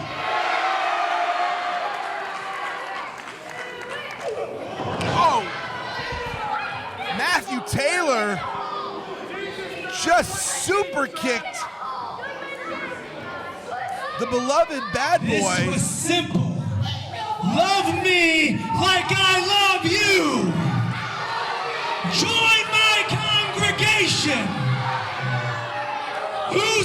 me. Not me. I am. Not me. I am. Do you see that kick? This is gross. One of you wants to be enlightened. One of you take my hand and love me. I had heard rumors about a congregation that had started here in McMecken, that we had gotten some very odd donations, some sponsorships we had never experienced before. I'm all in. I'm all in. Yeah, well, some things are starting to... Where can I send my money? I'm sure you can send Where it can I send my money? to Matthew Taylor, but some things are starting to add up, and I have a feeling I understand exactly what this congregation that I've heard about is. I don't think it has any place to do with Victory Championship Wrestling, and he's reaching out to a woman in the crowd.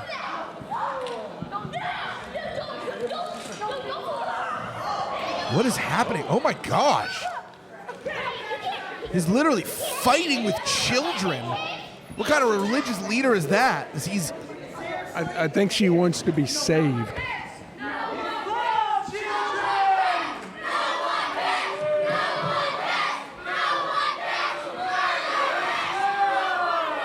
Literally fighting off children to take this woman off to indoctrinate her.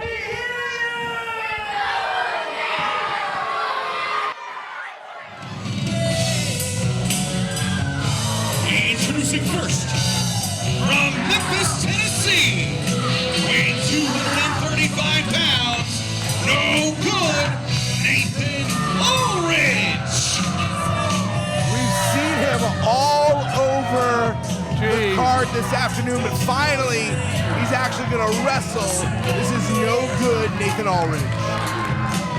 And there he is again, the giant leprechaun. Accompanied by fellow deplorables, Wilbur Whitlock and his young cousin, Jake Ely. Nathan Aulridge has said he feels forgotten. He has a mission to remind everyone in this audience just how good he is, and how better to do that than by taking out the biggest guy in the yard. Which he will do.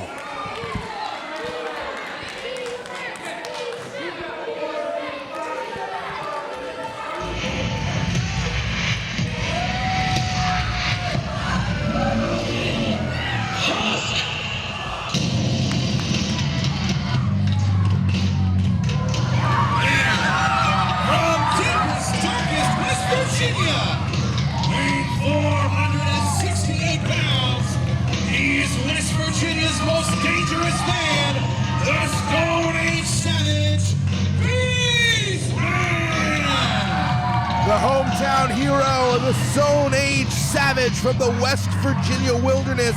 He got screwed out of becoming the first VCW champion at Victory Is Ours because of these men, because of Nathan Aulridge, because of Wilbur Whitlock interfering in his match, which he won the Lead the Lottery to get with Patrick Hayes, and now he's out for some measure of revenge until he gets another shot at that title. And he's probably going to get screwed out of a victory again today. I mean, certainly the odds are against him. It's 3-on-1, which we've seen a lot, but we've seen Andrew Pallets overcome those odds. Beastman big enough to take on 3 men, 4 men, 5 men, bring out a whole town. He's a savage. He is, but look at the 3 men he's up against, especially that new giant. I think the new giant might even be a little bit bigger, a little bit taller than Beastman. 3 men are inherently intimidating, but none of them is intimidating, even as a unit, as Beastman rallying this crowd with a war cry, the sound of husk.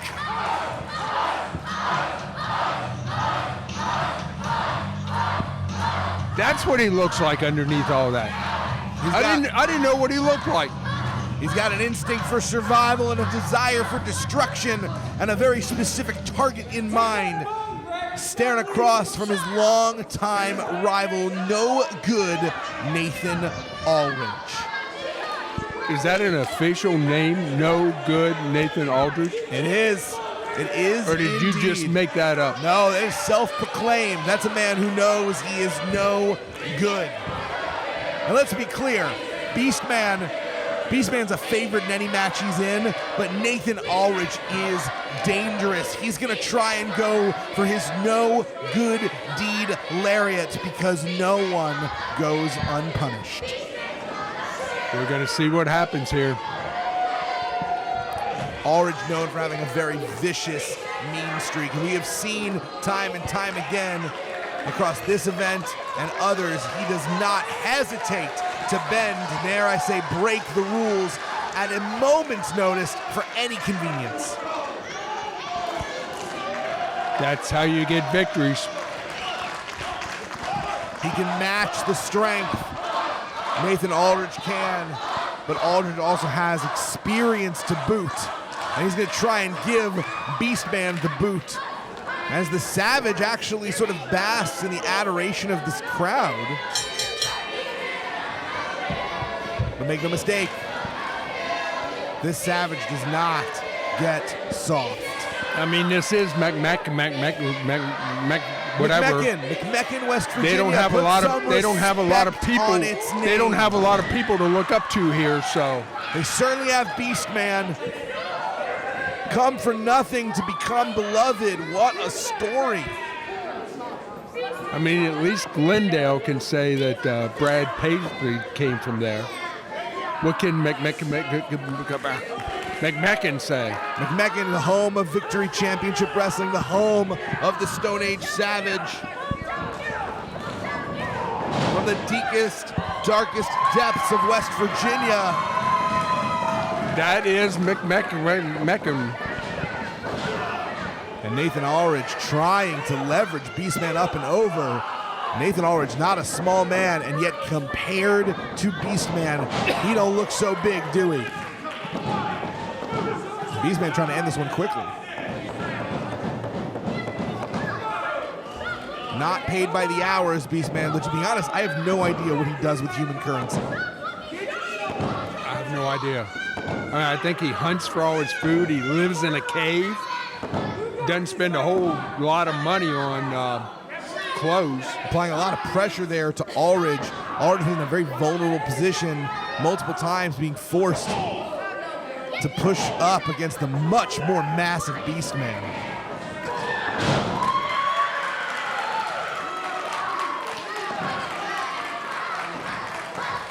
I mean, hitting Beastman's like hitting a bison, and there we see. I can't believe he slipped. Did you see that? No, I can't believe he slipped either, because I absolutely, with my own two eyes, saw Wilbur Whitlock and the giant, the leprechaun Jake Ely, grab Beastman's boots. And finally, a measure of justice. What? Those two no-good cousins are going to have to leave their no-good friend, no-good Nathan Aulridge, off to his own devices. See you later, boys. That is not fair. Bye-bye. That is not fair. Looks like Nathan's going to have to go it alone.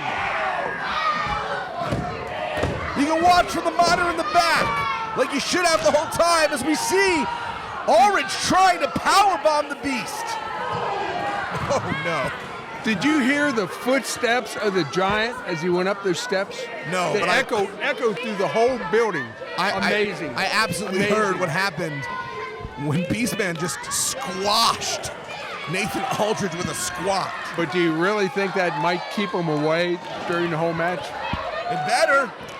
They're going to face fines, suspensions, possibly a revocation of their wrestling licenses. That's money out of their pocket, food off the table if they interfere. I hear they have unlimited income. Not like Beastman, he has no income. Beastman making his way right to us. Grabbing the guardrail, being cheered on by adoring fans. This is a danger zone now.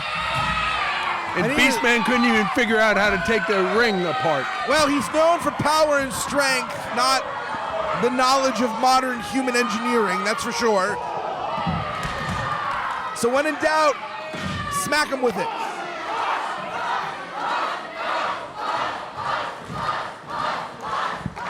What is this husk stuff? It's a rallying cry.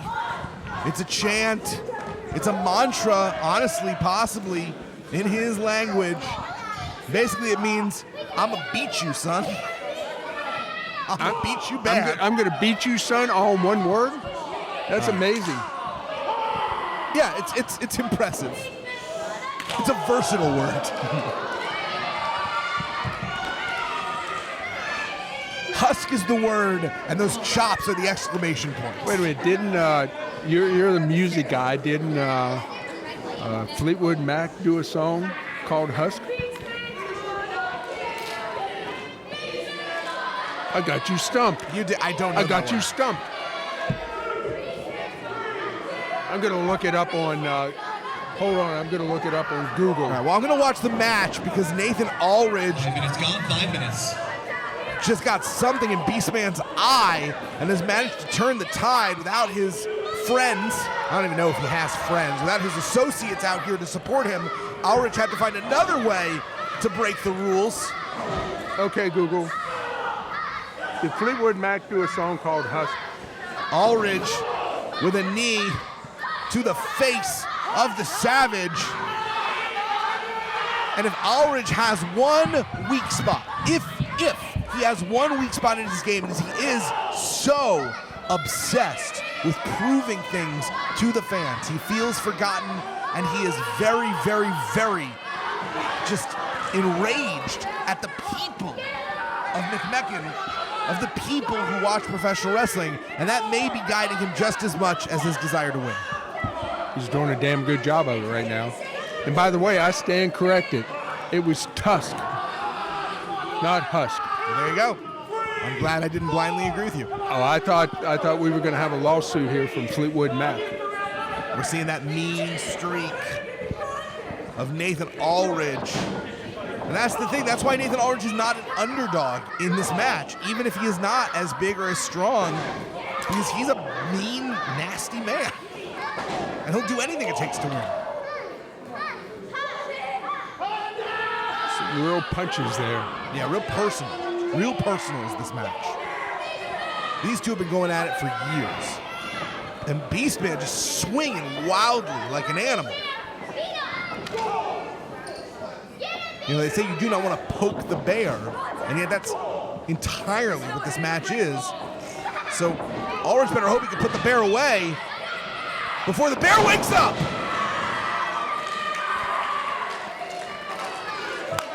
Beastman needs to take a moment to recover. Took him down. He's got to cover. Here we go with that Husk again. The rallying cry ringing out across all of McMecken, West Virginia. The Beastman is on the prowl. Nathan Aulridge is on the menu.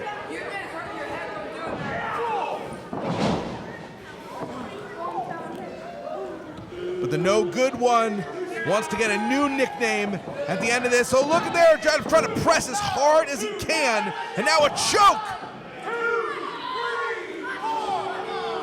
No good Nathan Aulridge never met a rule he didn't want to break. Now he wants to be known as the Husk Killer. He wants to be known as the Beast Slayer. He can't let these fans get to him. Oh. He's got them down. Keep them down there. A little late. I think they've gotten to him. He has got. Now it's just a matter of whether he can control those emotions. This is going to be the end here. If he goes to the top rope, this is going to be he didn't go to the top rope. He did not. He took a moment. You could see, I think he was deciding, is it worth the risk? And that moment. It cost him. You can't do that. It was the crowd. The crowd noise. He wanted them to know. He wanted them to see.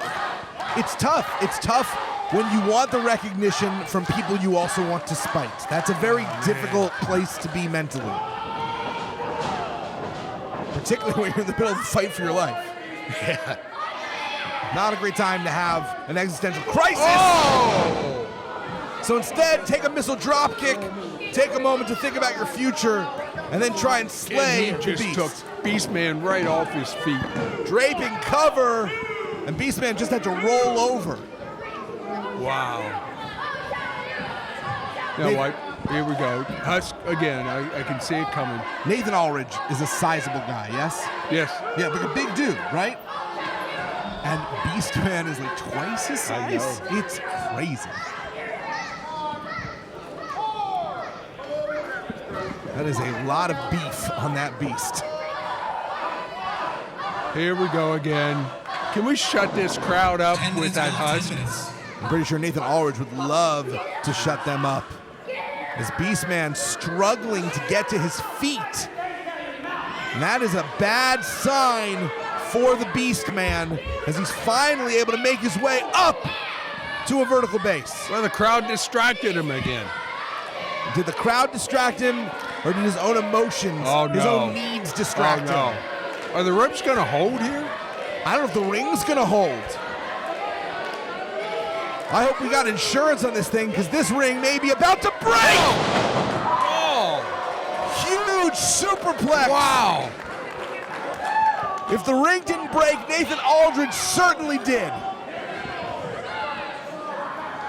I'm not sure Beastman didn't take a fall there. No, when you go up into the high-risk district, you are putting your life, your body, your health on the line. You're just hoping you do more damage than you take, but you know, oh boy, you're gonna take it. Come on, people, shut up. Just let them do it on their own. We don't need this husk stuff. Man, it gets so annoying. I'd rather the roar of the crowd than the actual interference of those deplorables. Fantastic officiating to get rid of Wilbur Whitlock and his young cousin, the Thunderbird. You see Aulridge taking a moment to contemplate the task ahead of him. He's got to just, I guess it's just one whack at a time, right? Very strong skull on the Beastman, and that is terrifying. All right, if I'm Nathan Aulridge, I'm going to I'm scared now. I'm scared now. I think there was a window of opportunity, and that window may have passed for the no good. That just slammed on his fingers, I think.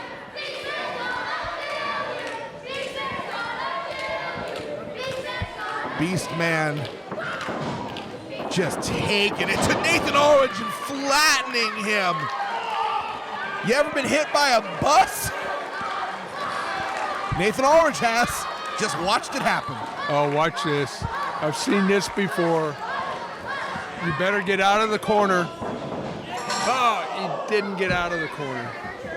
Animal control, I'd like to report a mauling. Location?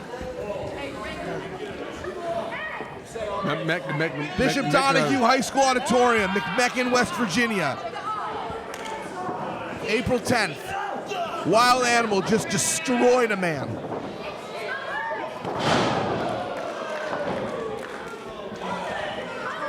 Nathan Aulridge putting up a heck of a fight, though. Never out of it. Where's the cousins at? He needs a cousin. They're watching in the back. They're watching on the monitor. They are as helpless as anyone. Right now, this is just in the hands of two people. No, wait a second. What did I tell you? Why did you ask where they are? It's like you summoned them. I am psychic. I am freaking psychic here. And they are grabbing Aulridge out of the ring. What are they doing? They're moving the steps. This should be an immediate disqualification. They were thrown out. They do not have manager licenses. This could be fines. This could be suspensions. I knew they'd be back. Oh, good what? God. No. Holy Lord! Oh, no. Holy heck. That was a 7-10 split right there. Bowling for humans. Lord above. Wow. I don't know if Beastman can fly, but he can certainly crash. Oh, he can. And he's up on his feet first. The power of the Husk just tossing Nathan Aulridge in like a sack of garbage. Oh, he's back in the court. He didn't get enough the first time, Let's so. go over that cannonball again. Oh!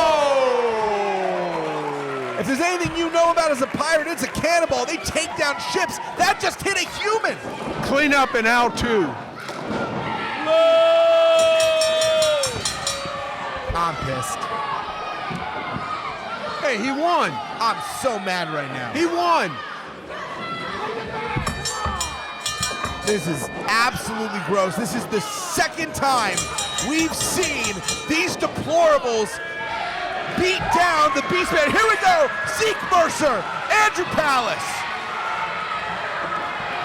Chasing off those cowards.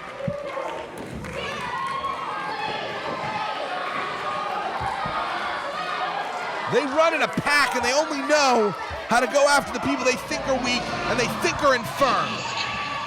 Did you see how easy the giant leprechaun kept the Beastman down?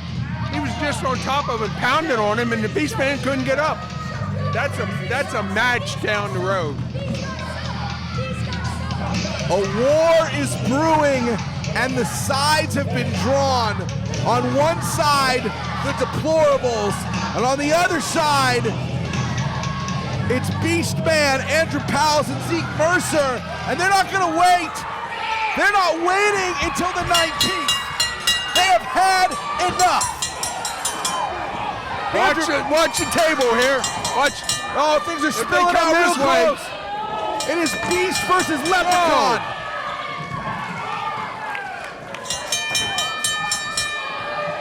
Beastman's got a trash can. Stay away from here, guys. Oh, gosh! Oh! Thunderous attack on the Thunderbird as Beastman just... Oh, no, don't come this way. Don't come this way. Stay away from here. Nathan Aulridge being dragged into the back by a beast. Watch out, here the Giant's coming. Ely taking it to Zeke Mercer right next to us, right on the stairs. Ladies and gentlemen, your attention, please. Referee George Ross has thrown out this match due to outside interference on both parts. This match is ruled a no contest. No winner, nothing decided, so much hostility. I thought he counted to 3. No. The whole thing's been thrown out on account of those deplorables.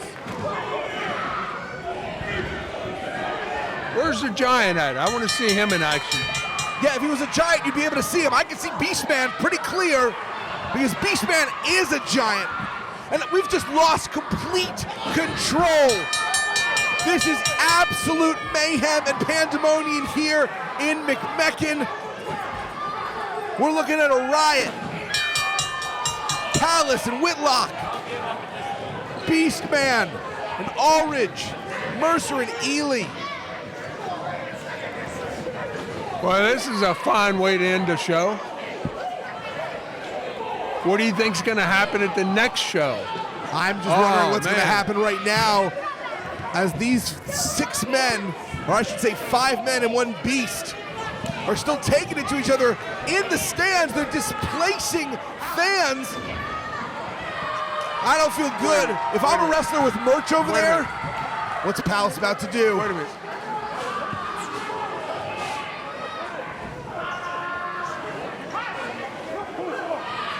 I need to correct you on something there. This is 4 men, a beast, and a giant. As the brawl is continuing, I imagine this is far from the last time we're gonna see this combination of fighters going at it. It looks like Palace and Mercer and Beastman have the upper hand. They're pulling a table out. Uh-oh. Oh no. Oh no. Who's gonna be the victim? What's happening? Beastman heading up. Oh no, Beastman is going up to the platform. Oh my God! Oh, no. Beastman going up to that crow's nest. Oh, no. He's not going to jump off of there. Tell me he's not. Good God. Holy. This can't happen. This can't be possible. What is No. Look at this. Beastman, don't! Beastman, don't! The entire locker room Somebody is stop clearing him. out. I think they are. I think people realize this is a terrible idea. I mean, he could seriously injure himself. He can injure himself. He can injure his opponents. He can injure fans. This is... No, Beastman, no! No, we're not doing this. This is not how this is going to end. You know what? That's 2 shows in a row now we've ended like this. We ain't doing it again. June 19th. No disqualification. No count out. Fans, bring the weapons. Well, I guess that'll solve Find it. this one way or another.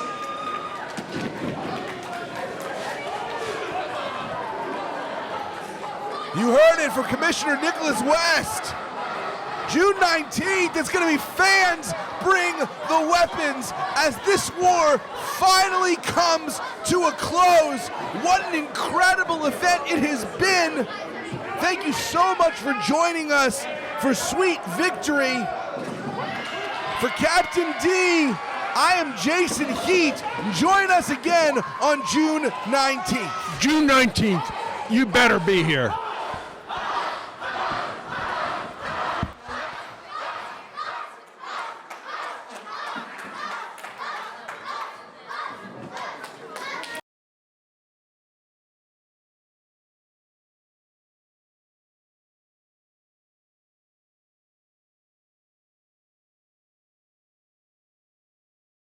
Sidekick Media Services. We are your sidekick in business for social media, video production, and more.